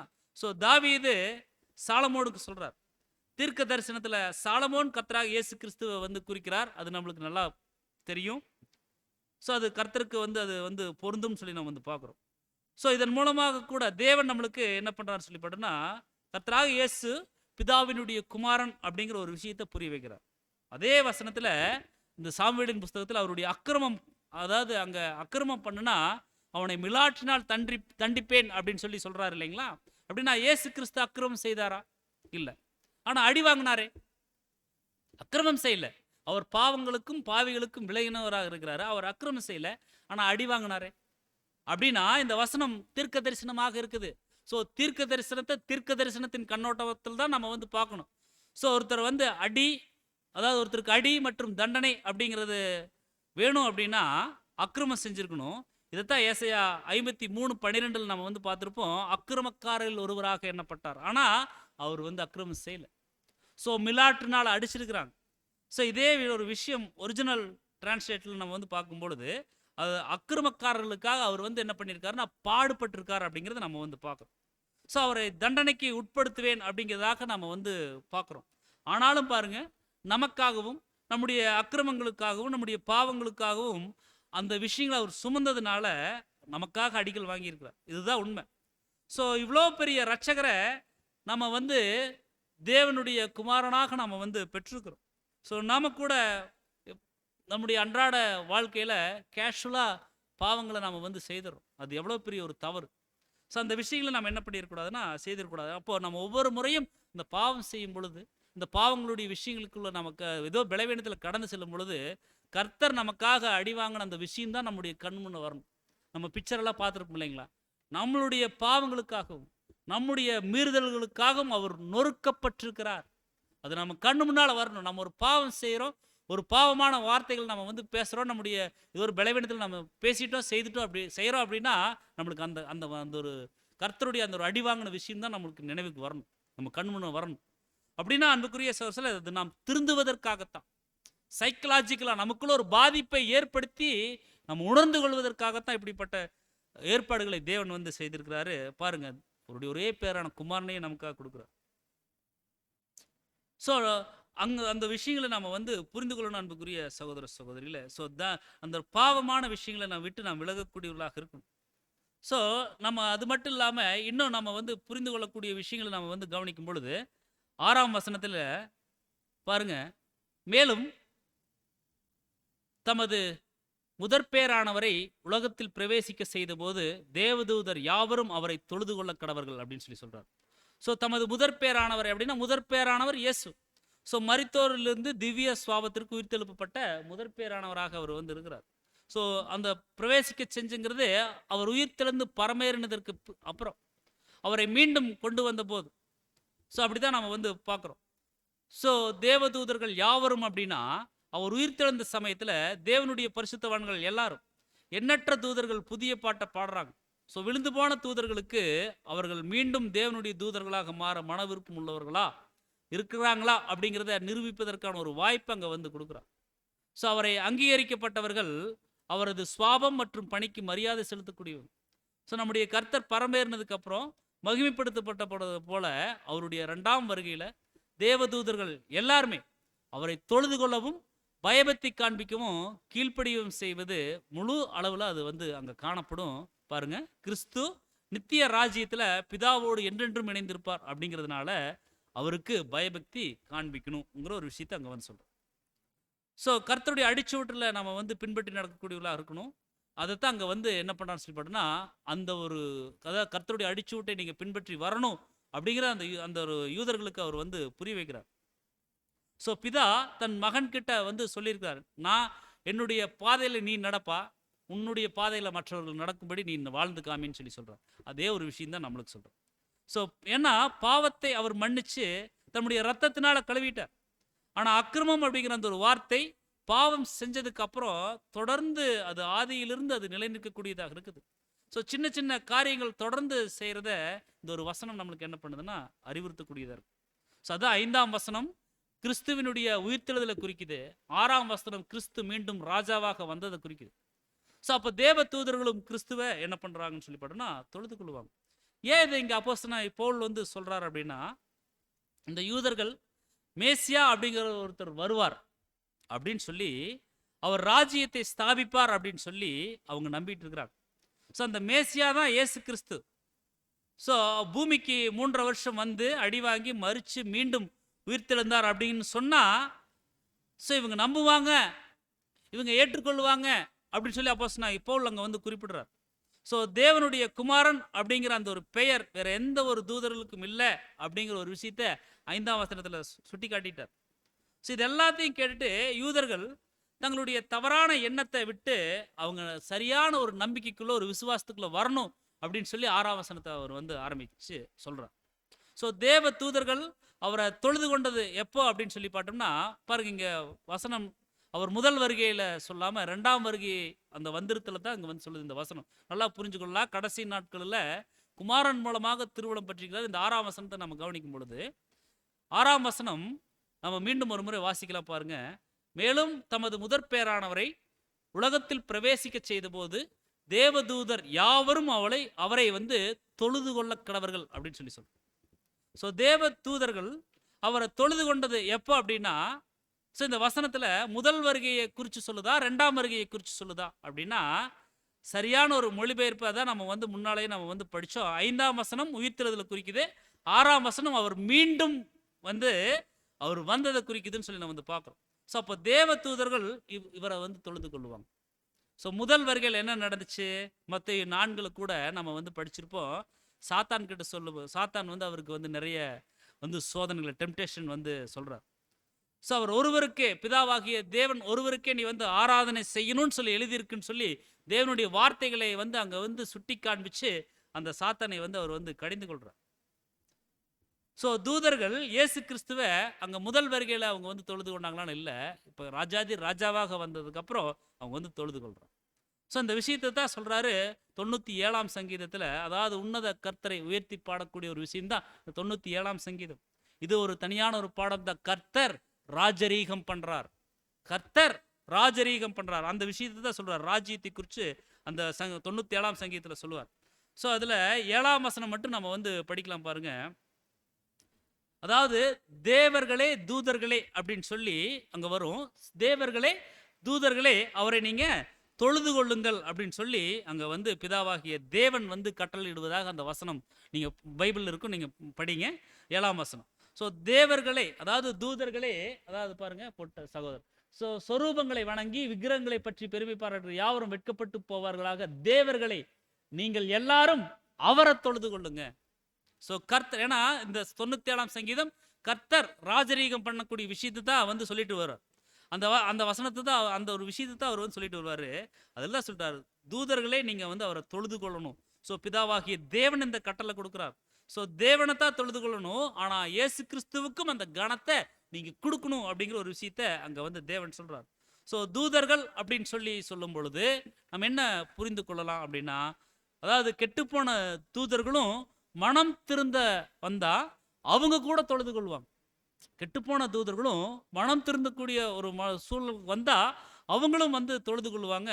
அதான் பாருங்க கொலோசியர் 1:20 அவர் சிலுவையில் சிந்தின ரத்தத்தினால சமாதானத்தை உண்டாக்கி பூலோகத்தில் உள்ளவைகளும், கவனிக்கலாம் பாருங்க, பூலோகத்தில் உள்ளவைகளும் பரலோகத்தில் உள்ளவைகளும் யாவையும் அவர் மூலமாக தமக்கு ஒப்புரவாக்கிக் கொள்ளவும் அவருக்கு பிரியமாயிற்று. ஸோ கெட்டு போன தூதர்களும் மனம் திருந்தி வந்தால் அவங்களும் கூட தொழுது கொள்வாங்கன்னு சொல்லி நம்ம வந்து பார்க்குறோம். ஸோ நம்முடைய ரத்தத்தினால அனைவரையும் ஒப்புரவாக்கியிருக்கார். ஸோ ஈடுபலி, அவருடைய பரிசுத்த ரத்தம் எல்லாமே உலகத்தாருக்கு சரிதான். பட் விழுந்து போன தூதர்களுக்குமா அப்படின்னா ஆமாம். ஏன்னா பரலோகத்தில் உள்ளவைகளுக்காகவும் அப்படின்னு தான் நம்ம வந்து வசனத்தில் படிக்கிறோம். அதான் நம்ம கொஞ்ச நாளைக்கு முன்பாக ஒரு படம் பார்த்துருப்போம். மனம் திருந்த நினைக்கும் கெட்டுப்போன தூதர்கள்னு சொல்லி நம்ம ஒரு படம் ஒரு பாடம் நம்ம வந்து கவனிச்சிருப்போம். ஸோ பரலோகத்தில் உள்ளவைகளுக்காகவும் அப்படின்னு தான் நம்ம வந்து வசனங்கள் படிக்கிறோம். ஸோ அனைத்துமே திருந்துவதற்கும் பிதாவாகிய தேவனை தொழுது கொள்வதற்கும் ஒரு வாய்ப்புகள் அங்கே வந்து கிடைக்குதுன்னு சொல்லி நம்ம வந்து பார்க்கணும். ஸோ இது எல்லாத்தையும் சொல்லிட்டு இங்கே வந்து கேட்குறாரு, தூதர்களை காட்டிலும் இயேசு கிறிஸ்து பெரியவர் அப்படிங்கிறத புரிஞ்சுட்டீங்களா? ஸோ அந்த குழப்பம் உங்களுக்கு வந்து போயிடுச்சா? இப்போ நீங்கள் தெளிவடைஞ்சிட்டீங்களா அப்படின்னு சொல்லி யூதர்களுக்கு புரிய வைக்கிறார். ஸோ அன்னைக்கு யூதர்களுக்கு அந்த விசுவாசத்தை உறுதி பண்ணுவதற்காக இந்த வார்த்தைகளை வந்து அவர் வந்து சொல்கிறார். ஸோ அன்னைக்கு யூதர்கள் விசுவாசம் வைக்கிறாங்க. ஸோ போக போக அதிலிருந்து அவங்க அந்த விசுவாசத்துலேருந்து வழிவிலகி அந்த ஒரு உறுதித்தன்மையிலேருந்து விலகி போகக்கூடிய சூழலுக்குள்ள அவங்க கடந்து செல்றாங்க. அதனால தான் பழைய ஏற்பாட்டில் இருக்கக்கூடிய நிறைய ஆழமான காரியங்களை சுட்டி காண்பிக்கிறார் இந்த எபிரேயர் நிருபத்தில். ஸோ நாம கூட அன்புக்குரிய சகோதர இன்னைக்கு கடைசி நாட்களில் இந்த எபிரேயர் நிருபத்தில் தேவன் நமக்கு வைத்திருக்கக்கூடிய அநேக சத்தியங்கள், ஆழமான விஷயங்கள், இது வந்து யூத ஜனங்களுக்கு மட்டுமா, இஸ்ரேல் ஜனங்களுக்கு மட்டுமானா இல்லை, ஆவிக்குரிய இஸ்ரேல் ஜனங்களாக நமக்கு இன்னைக்கு கடைசி நாட்களில், அதாவது இந்த காலத்தில் நம்மளுக்கு தேவன் பங்கு பங்காக வகை வகையாக இந்த காலத்துக்கு இந்த சத்தியம் தேவை கொடுக்குறார். ஸோ தாழ்மையோடு கற்றுக்கொண்டோம்னா அந்த மகிமை, அந்த ஒரு கணம், அந்த ஒரு தேவனுடைய பெரிதான ஆசீர்வாதங்களை நாம் பெற்றுக்கொள்ளலாம். இந்த ஒரு விஷயம் இன்றைய தினத்தில் நாம் வந்து கற்றுக்கொண்டிருக்கிறோம். தொடர்ந்து தேவன் அனுமதிக்கும் பட்சத்தில் அடுத்து வரக்கூடிய நாட்களில் தொடர்ந்து இந்த தேவனுடைய சத்தியங்களை நாம் தியானிக்கலாம். பொறுமையோடு கட்ட நம் அனைவரையும் தேவன் தாமே ஆசீர்வதித்து வழிநடத்துவாராக. ஆமென்.